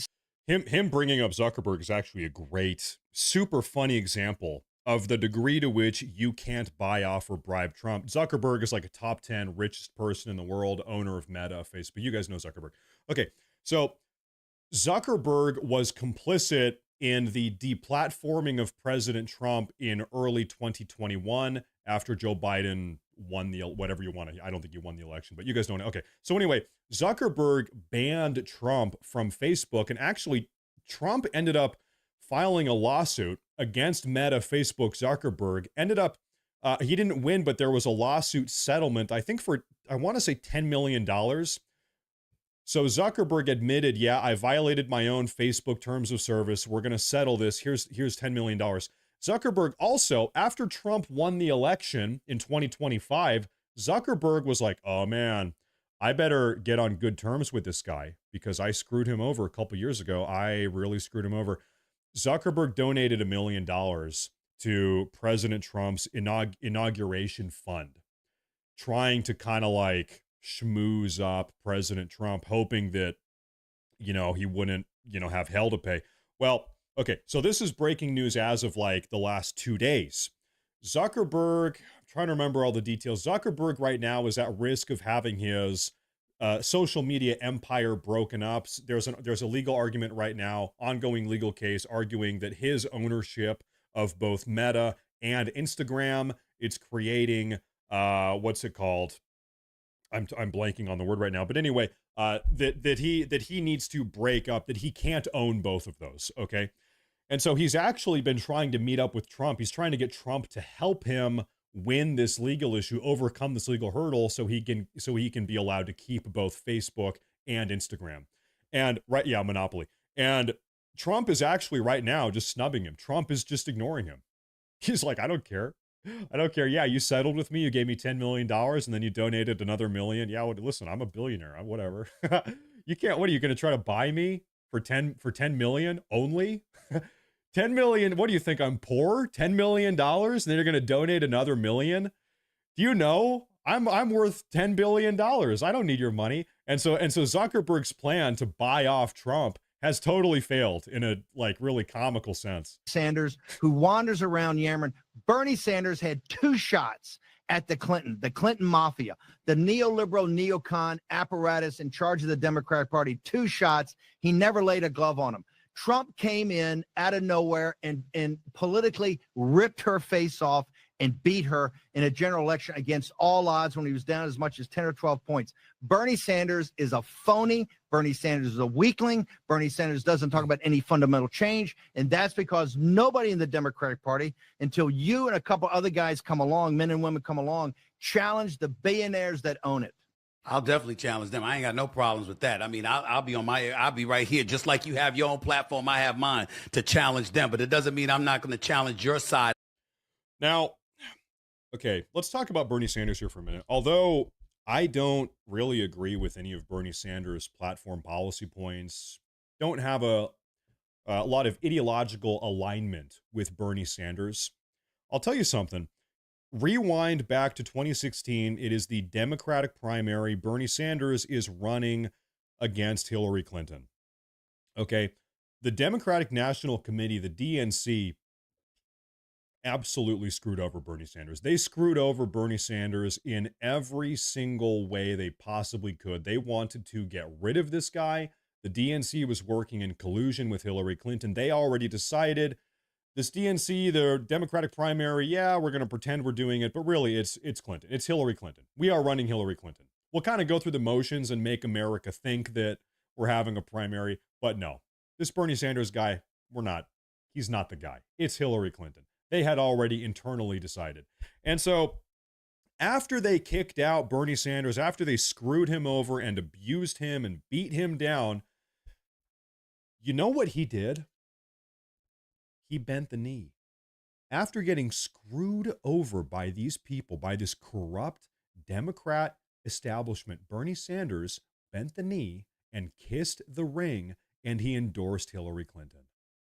That is when I knew this guy is all talk, no action. This guy doesn't have a freaking spine in his body. Even though I don't agree with him politically or ideologically, I would at least have a little bit of respect for him if he said, you know what? Screw the DNC. You know what? I'm running as an independent. You know what? I'm not taking this. Okay. If he stood up for himself, he didn't. He laid down, he bent the knee, he bent over for Hillary Clinton. He endorsed her after everything that they did to him. And that's how you know this guy has absolutely no spine. Okay, let's move on. Then what do we have? Okay, kind of on a related note, we're talking about women. Let me play this here. See this. White women with at least a college degree, the only group of white voters that really kind of is on the left politically. The only group of white voters that is ideologically on the left are white women with college degrees. So that means white men with degrees, without degrees, all the white men are for Donald Trump. This is a new poll as of a couple weeks ago. All the women other than college-educated women. Aligned with progressive causes, democratic politics. Give you an example here. It's that DEI question, right here, that we asked about in our poll. We had 2 big statements we read to voters. Basically, do you want to continue DEI programs or do you think they should be ended? And again, look at this divide here. White men, no degree, end it. Okay, so let me break this down. Okay, should we continue DEI programs? 25% of white men without a degree say yes. Can you imagine in the year 2025 thinking that we should continue DEI programs? How insane do you have to be to say, oh yeah, DEI? That sounds like a good idea. Oh, diversity, equity, and inclusion programs? Yeah, that seems like a good idea. You have to be out of your mind. White men with a degree, end it, they say. White women, no degree, end it, they say, by double digits. And then white women with a college degree, completely different by a nearly 40-point margin, they say, to continue DEI. See this. Okay, you know, here's a curious idea though. Let's talk about these women, these white women that are going to college. Do you think that college is making women more progressive, or do you think that progressive women that are already progressive tend to go to college more often, right? Because it's like, what came first, the chicken or the egg? It's one of those scenarios. Were they indoctrinated or mind controlled to become more progressive in college?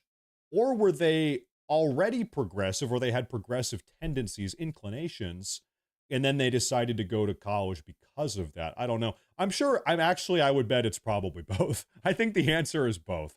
I think that in modern day, you know, not so much 20, 30 years ago, maybe not as much, but definitely these days, university campuses are progressive mind control operations.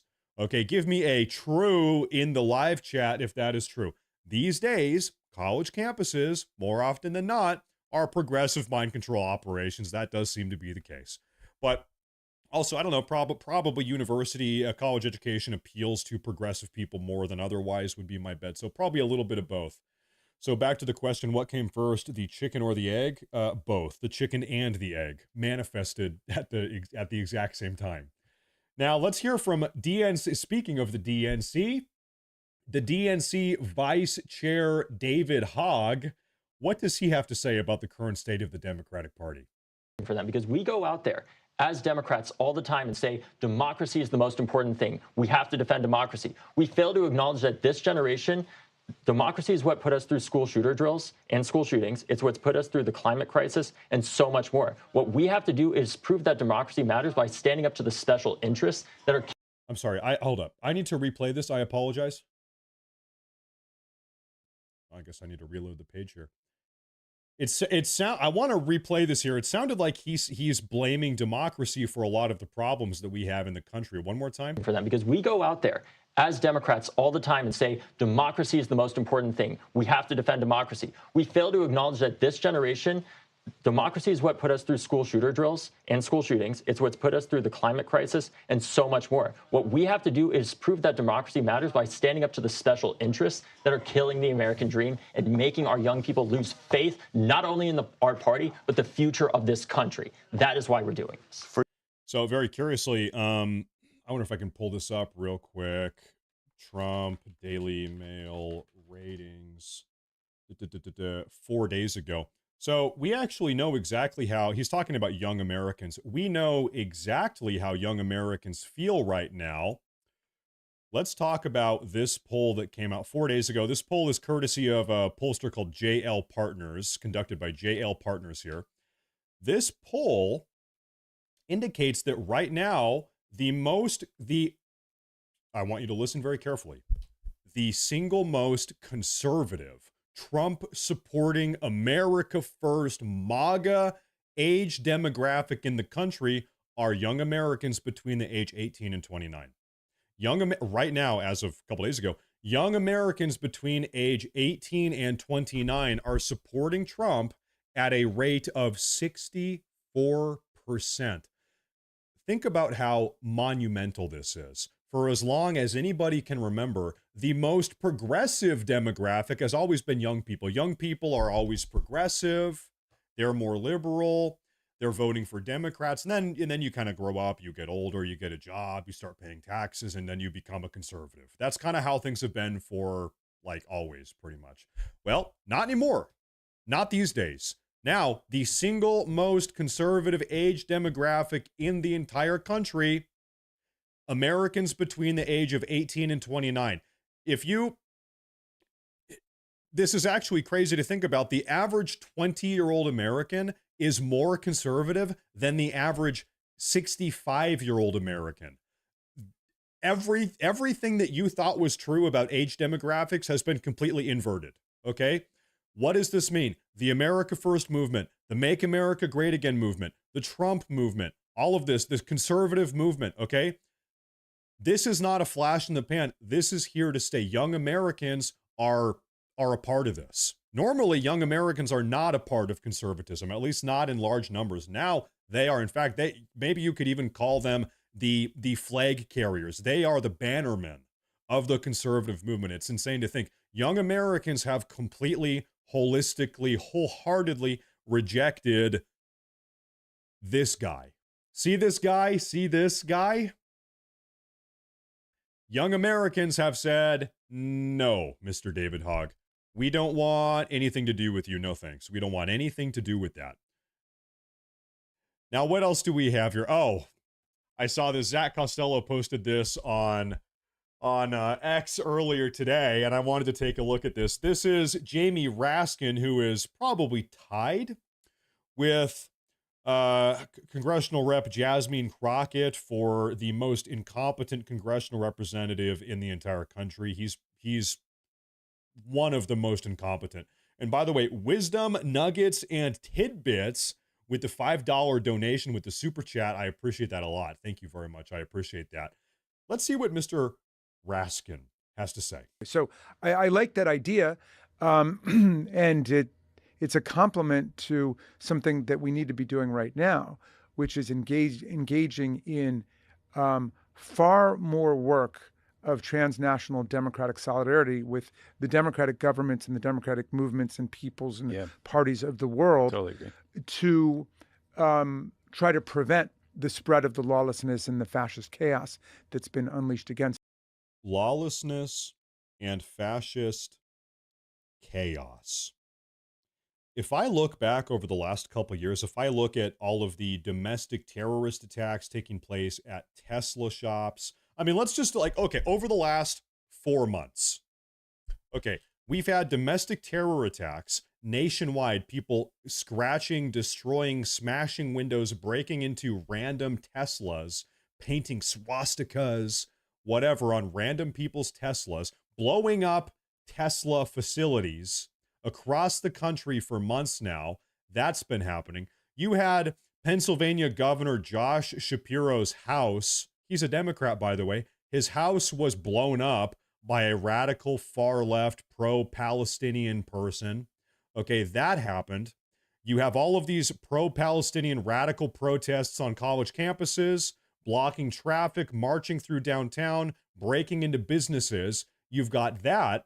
I'm probably missing some. Oh yeah, you've had over the last couple months 2, maybe 3 genuine assassination attempts against the president or the would-be president, President Trump. You've had I think I'm up to 4 things. So anyway, when we're talking about domestic terrorism, when we're talking about political violence, do not let these people gaslight you into thinking that Republicans are the violent ones.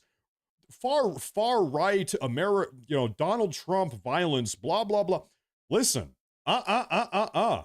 It is the far left that is engaging in ongoing domestic terror campaigns for the last 6 months, trying to kill their political opposition, blowing up automotive facilities, etc., blowing up the houses of governors.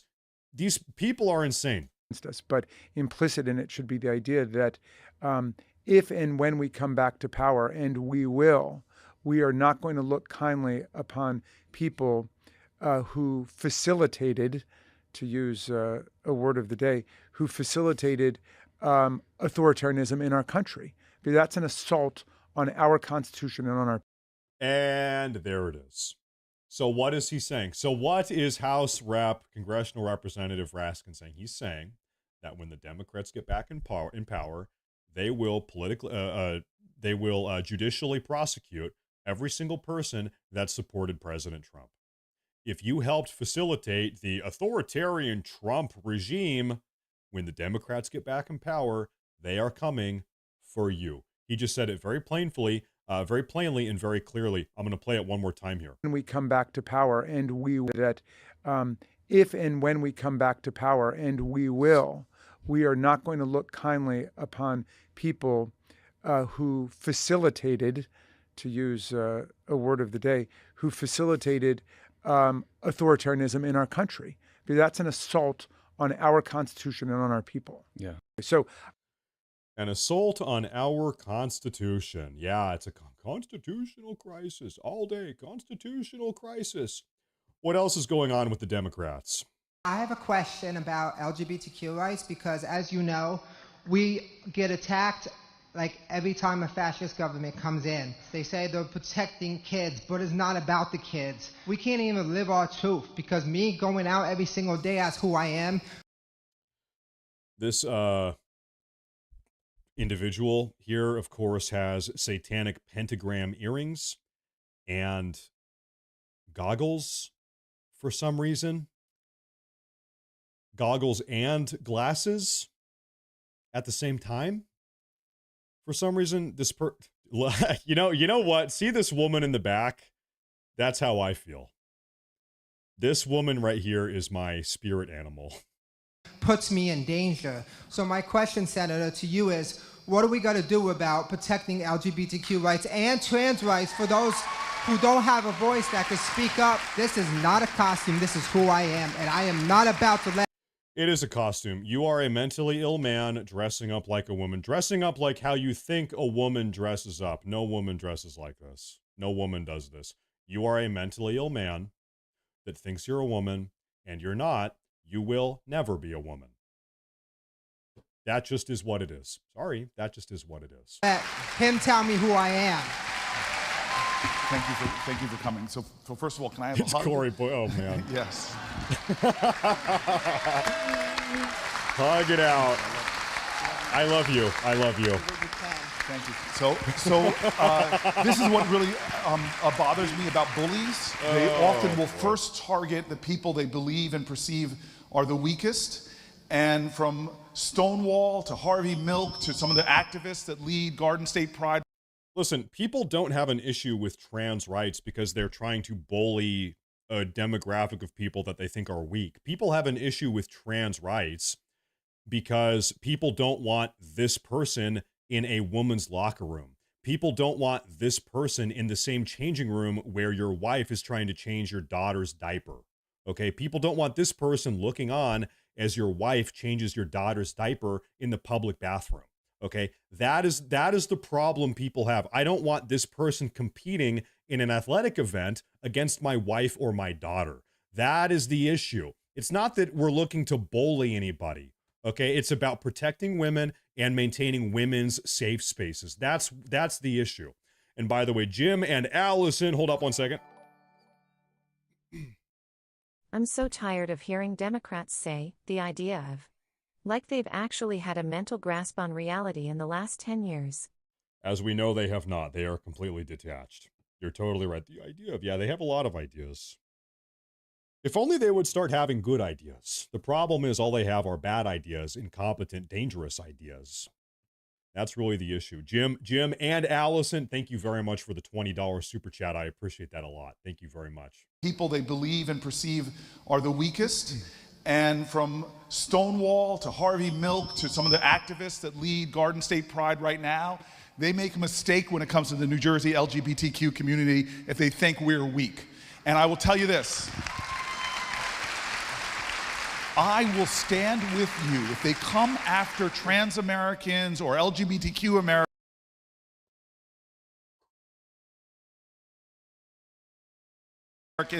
They're going to have to come through this United States Senator. Because you deserve the same rights that I enjoy, the same protections, the same respect, and the... Listen, you know what, Cory Booker? I agree. I think this person should have the same rights that you have. Insofar as I think you are a man, you should not be allowed to go in women's restrooms or women's changing rooms or women's locker rooms because you are a man. In the same way that I think this man should also not be allowed to go in women's restrooms, changing rooms, bathrooms, or compete in women's athletic events. I agree with you. Same rights. I think they should have the same rights. LGBTQ Americans, they're going to have to come through this United States Senator. Because you deserve the same rights that I enjoy, the same protections, the same respect, and the same love. If I don't make a stand with you, the next they'll be coming after the next community they perceive as vulnerable. We must stand together when it comes to fundamental rights and respect and the dignity of all. And there you have it. There you have. He's getting a little bit chubby. I hate to say it, but I think he is. I don't know. Maybe he's been stress eating. I'm not sure. Anyway, hey, Matt, all the way from Perth, Western Australia. Finally caught you live. Hey, I'm happy. I'm happy you're tuning in, my Australian friend. Thank you very much. I'm over here in the Western USA. We're probably on the opposite side of the world. I have a Too loud. Sorry. trans kid, okay? And like my 7-year-old son is like in the middle like of medically transitioning, and like, you know, I live in New York, so it's a friendly state, and it's an accepting state, and it's a sanctuary state for trans kids. But now that Donald Trump and JD Vance are coming in, like, they're gonna like stop my kid from getting the hormones that like she needs to medically transition. My kid's been exposed to a very like progressive learning environment, and a lot of the stuff that my son Carl watches on television, it really shows like the power of inclusion, the power of love, the power of like accepting like all. So just real quick, they said that their kid is 7.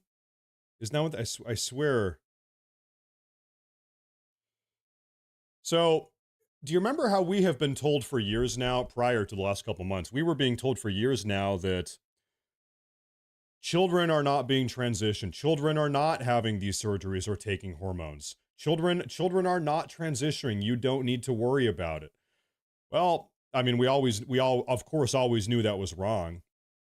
Well, turns out they are. Here you go. All people. That kind of helped my son Carl realize that like she's really a girl, and like her name is Carla, and now like Trump and JD Vance are gonna stop my kid from like taking the hormones that she needs to be the woman that I know she wants to be. Like, it is fast.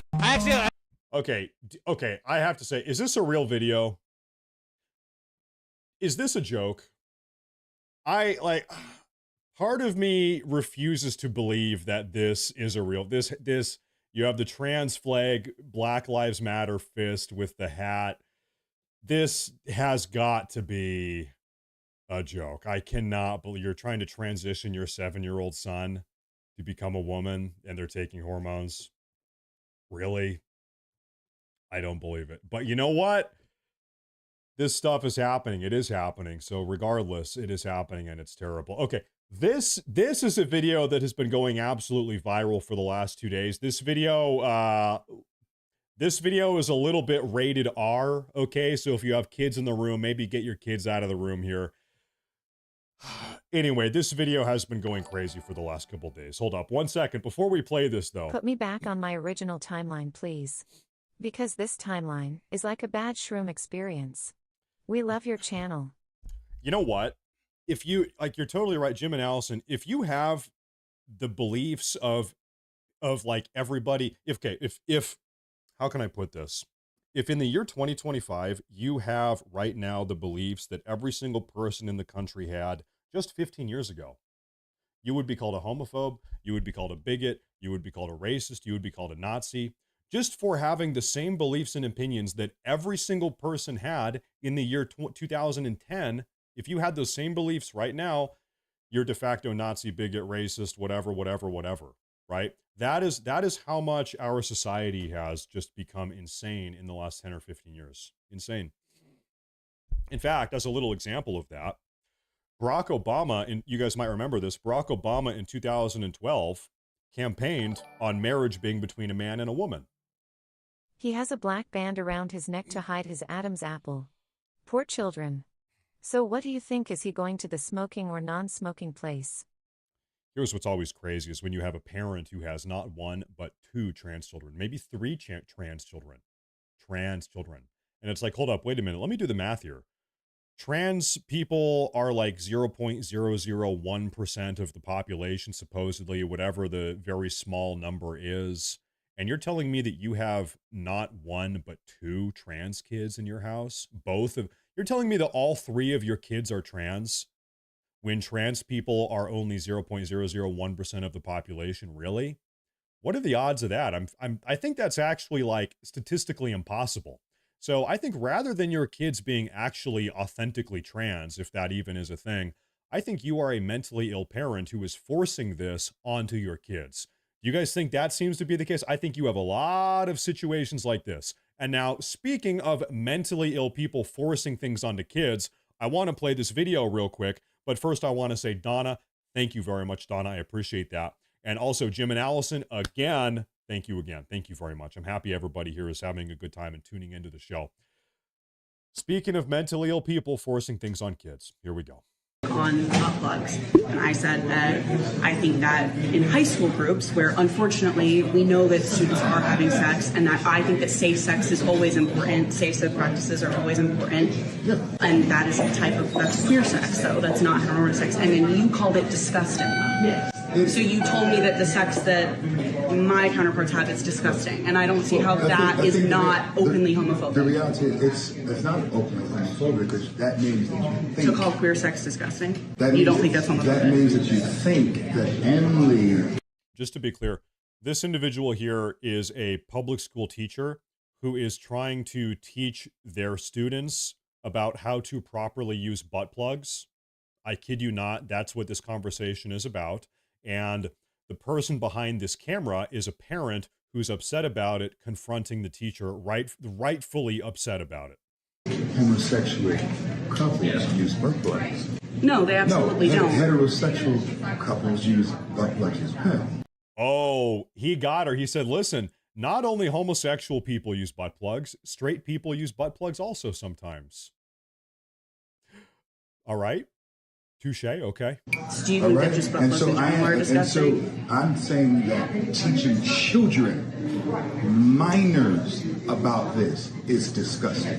Right, so I guess that comes into abstinence-only education versus safe-sex education. It's not abstinence only. It's not safe sex. At the end of the day, a butt plug is not going to create a child. It's not going to have an issue on a person that relates to them catching an STD.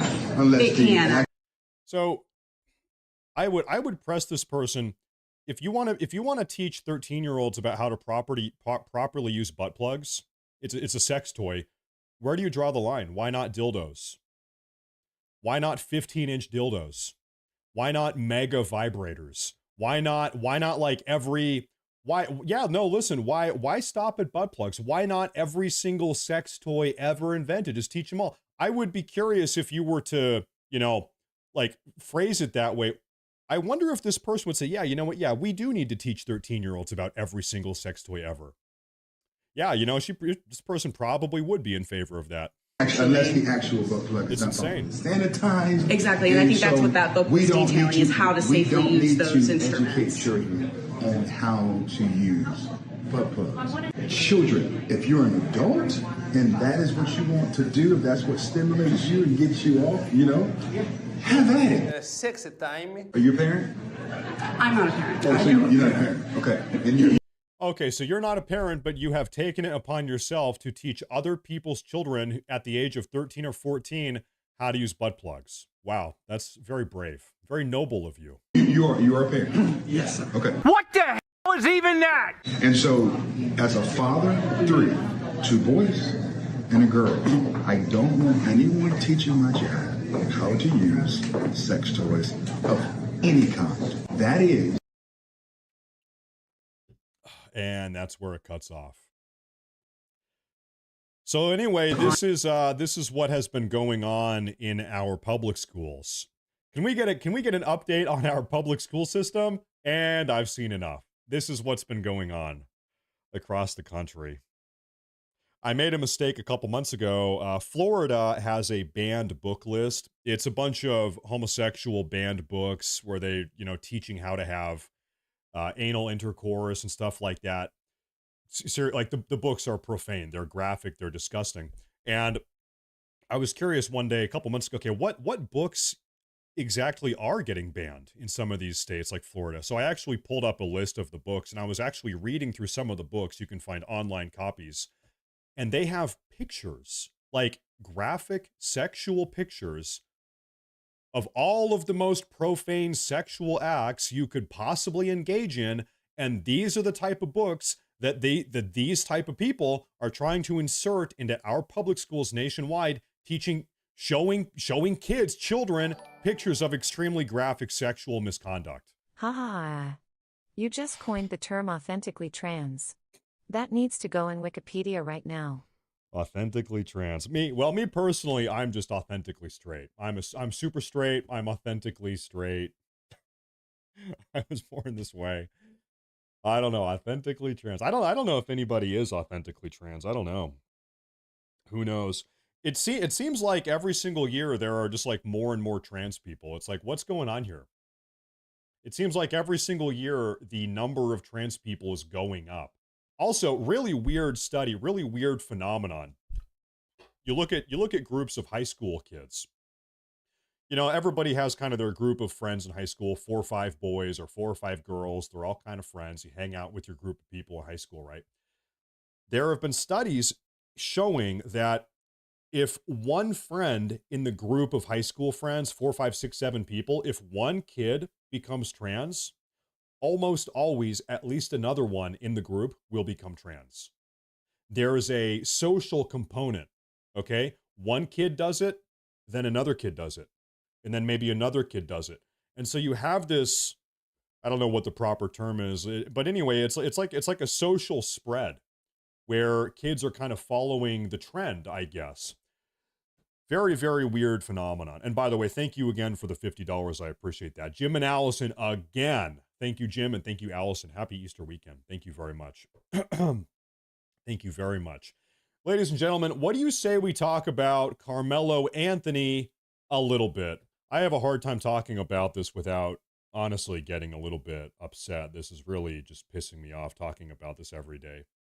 And I'm not like it actually, oh, would you look at that? I'm already pissed off. So yesterday I looked at this fundraiser for Carmelo Anthony, and they had the fundraiser donation goal set at $500,000. And now they have bumped it up to $550,000 because they were just about to hit the goal. They've raised $492,000, and they said, "Oh, we're almost there. Let's bump it up. Maybe we can manipulate even more money out of all of these idiots donating." And so here we are. So now they've raised $492,000. This is just infuriating. I'm sorry. This is actually infuriating for me. Am I alone? Can you guys give me a 1 in the chat or something if this also really bothers you? This entire situation. For almost half a million dollars. You stab someone to death and you get $500,000. And then you go out and buy a $150,000 expensive car. And then you start renting a $900,000 house in a private, expensive, gated community. And by the way, if you look at all of these donations here, there are some very disgusting donations. Matt Walsh posted a couple of these. Take a look at this. $10 from Anonymous. And I hope we help you raise $1 million. These white people can die mad like they ancestors did. Whites have been obsessed with black people for years. It's 2025. The hate is embedded into their DNA at this point. They don't know if they love us or hate us. Lol, too bad we don't care. $10. Absolutely disgusting. Another one here. $25. BANF. I'm not really sure what that means. Let me move my webcam back up there. Okay. We are the defenders of our lineage. This is America, and these flat whiteness immigrants from all over the world has always been enemies towards foundational black Americans from day one. No more. I'm noticing a trend here.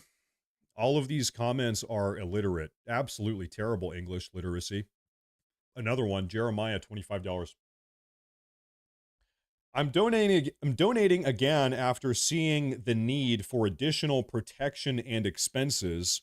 I am so glad to see him get released on bond. These crackers need to understand that we are not our ancestors and they will reap what they sow. I hope the knife made a full recovery.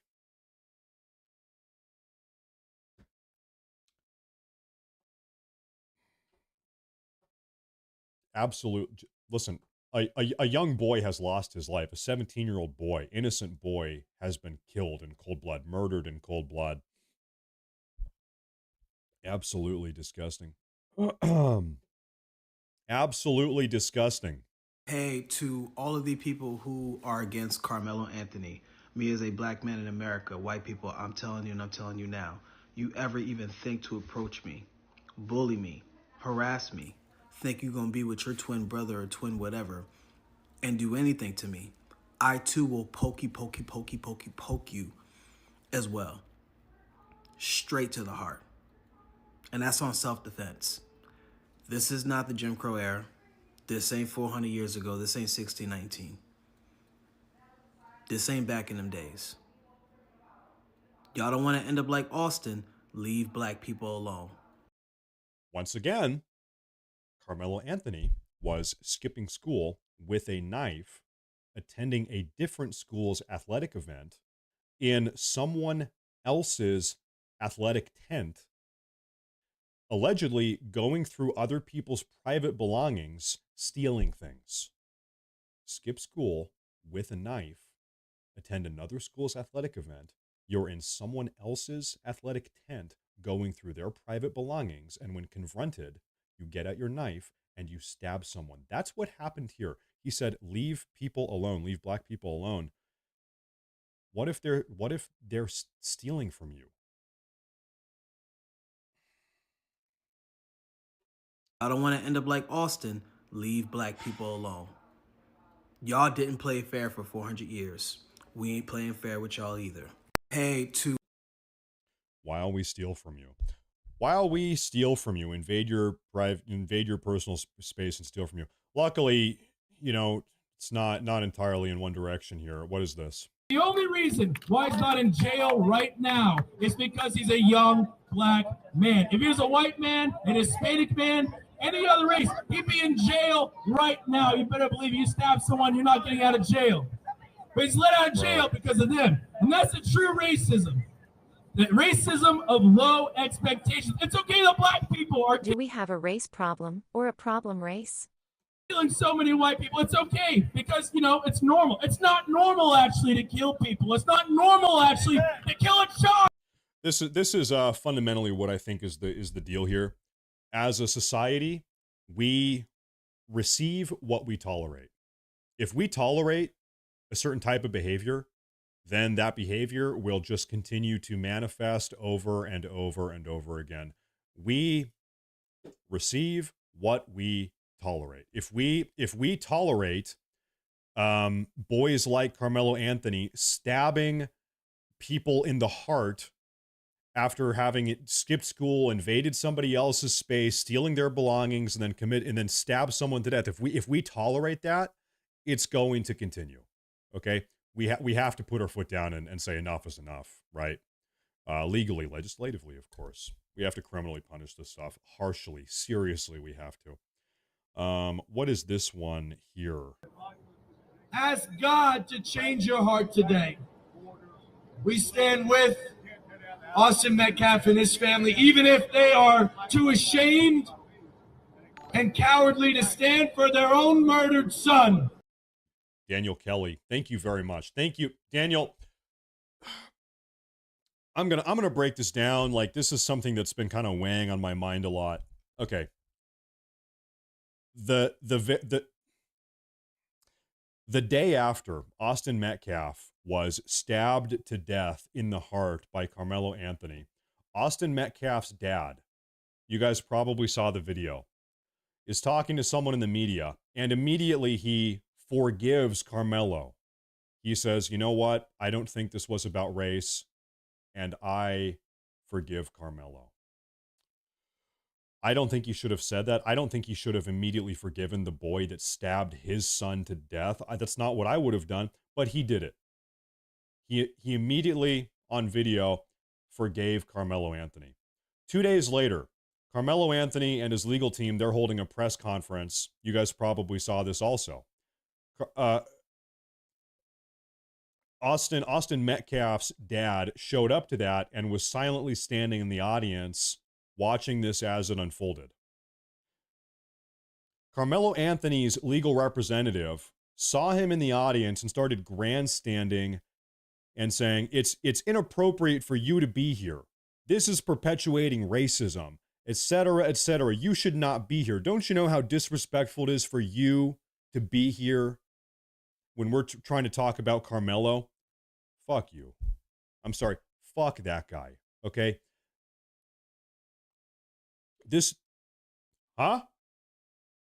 Sorry, my wife is, I think she's, anyway.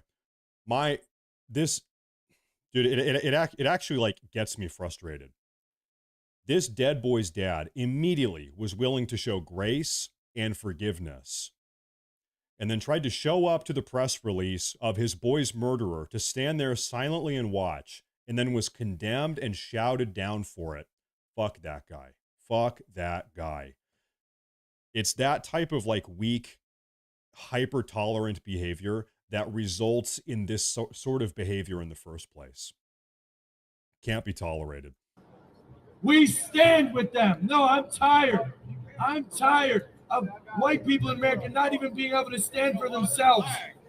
They were shamed. Also, real quick, he offered forgiveness when Carmelo Anthony and his family, they're not even sorry. Why would you forgive someone that doesn't even acknowledge wrongdoing? They never said sorry. They're not asking for forgiveness. They don't even acknowledge that they did anything wrong. They think they were totally justified in stabbing that boy to death. They're not sorry.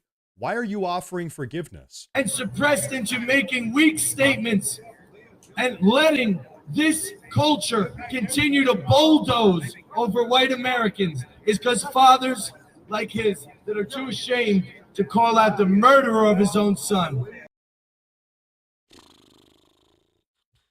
Jim and Allison.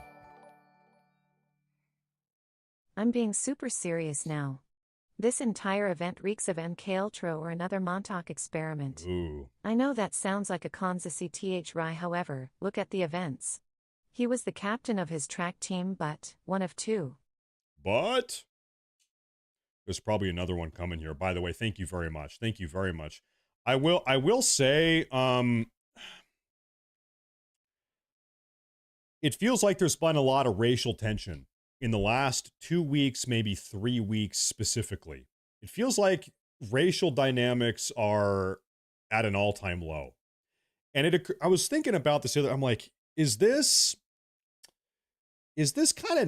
naturally happening, or is there some extra focus or extra emphasis being placed on this? It almost feels, I'm not saying the violence is unnatural, because the violence has been going on for a long time. That's not what's unnatural, but I think the media attention and the media focus on the violence is what is unnatural. Normally, I feel like the media, especially the left-wing media, is super quick to not talk about this stuff. Move on, don't talk about it, didn't happen, who cares?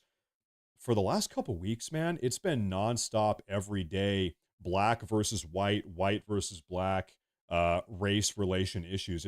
I don't want to get too conspiratorial here, but you're kind of right. I think it almost does feel like there's something going on here. I don't know. Rob Smith posted this the other day. Let's take a look at what this says. On behalf of the Black community, I would like to apologize to the parents of Austin Metcalf for making a hero out of the young man that killed your son.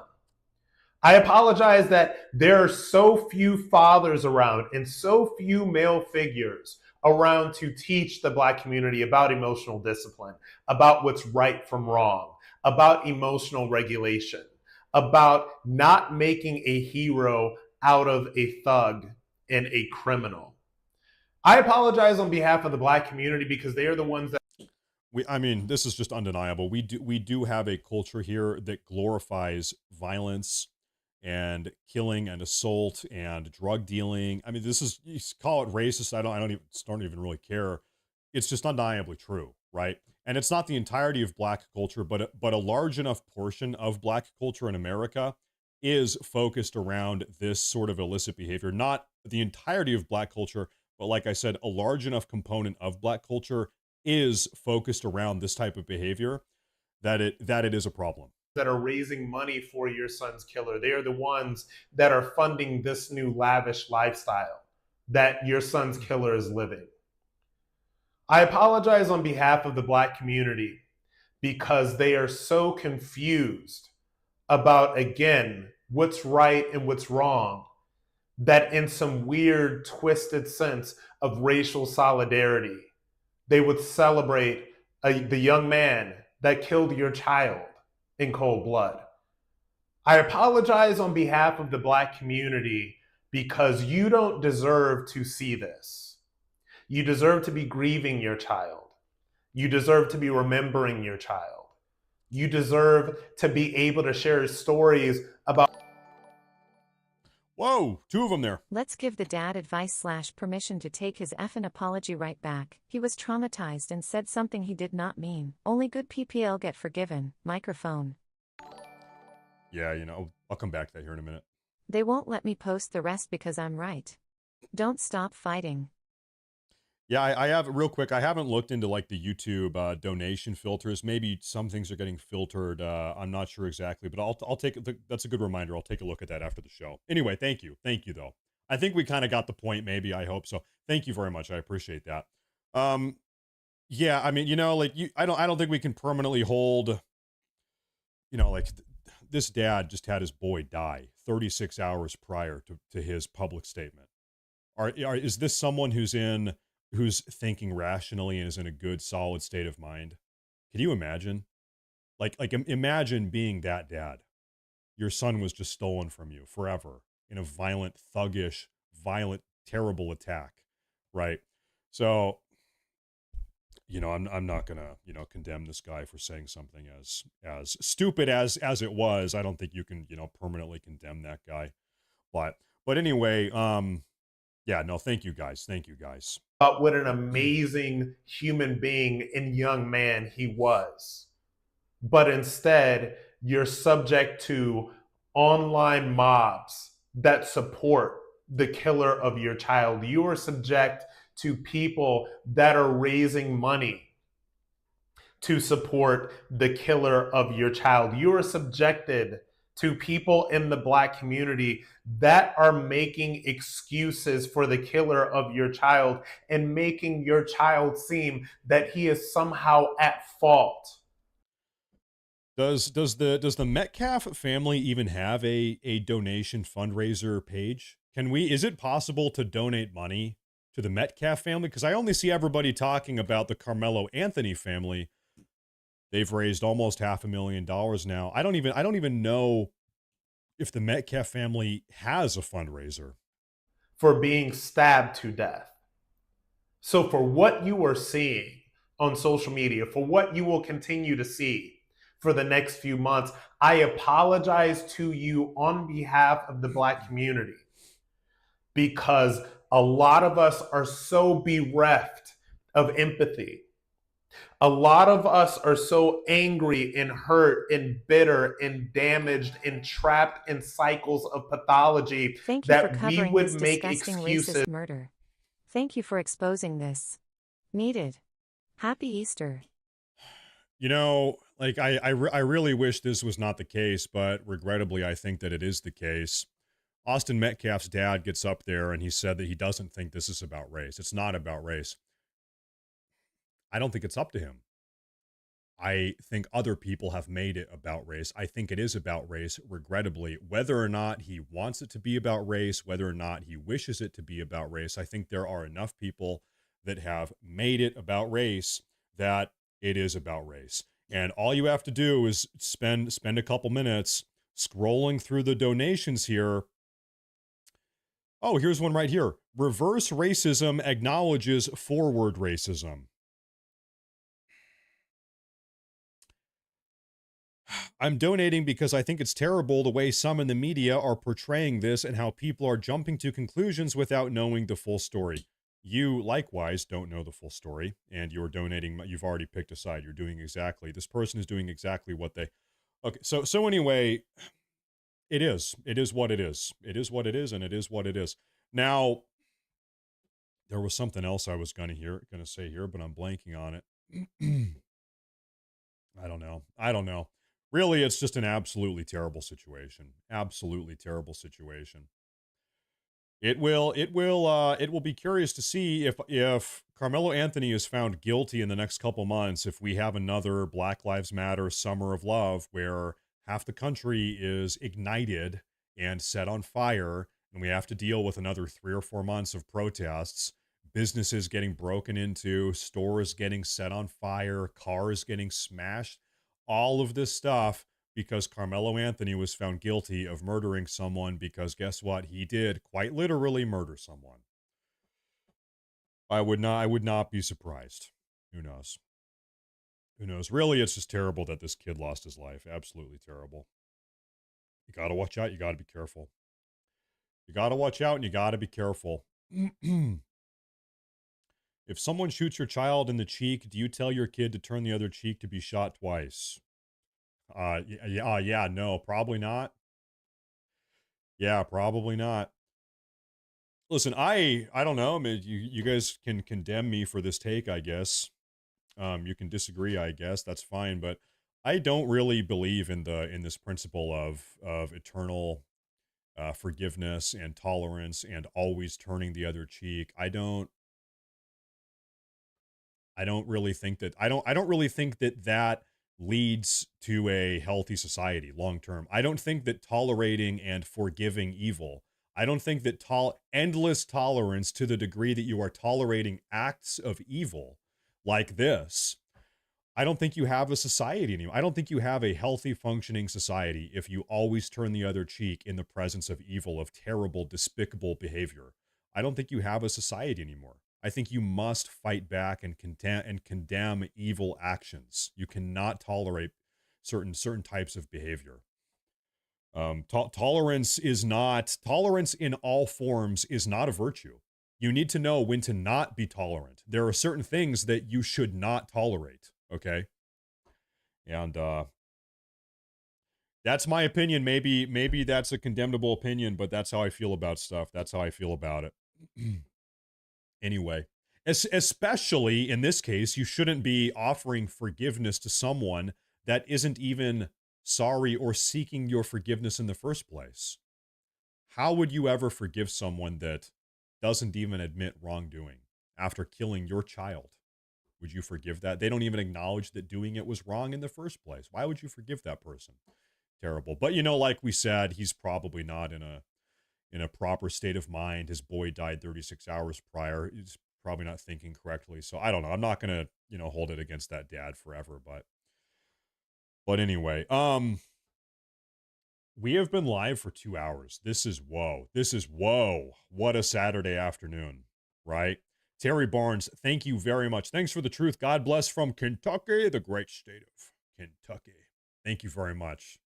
I've always wanted to go to Kentucky. I've always wanted to go to Georgia, Kentucky. I got to go to Tennessee someday. I'm a West Coast guy. I'm trying to think. Let me make a list of the states I've been to east of the Rockies.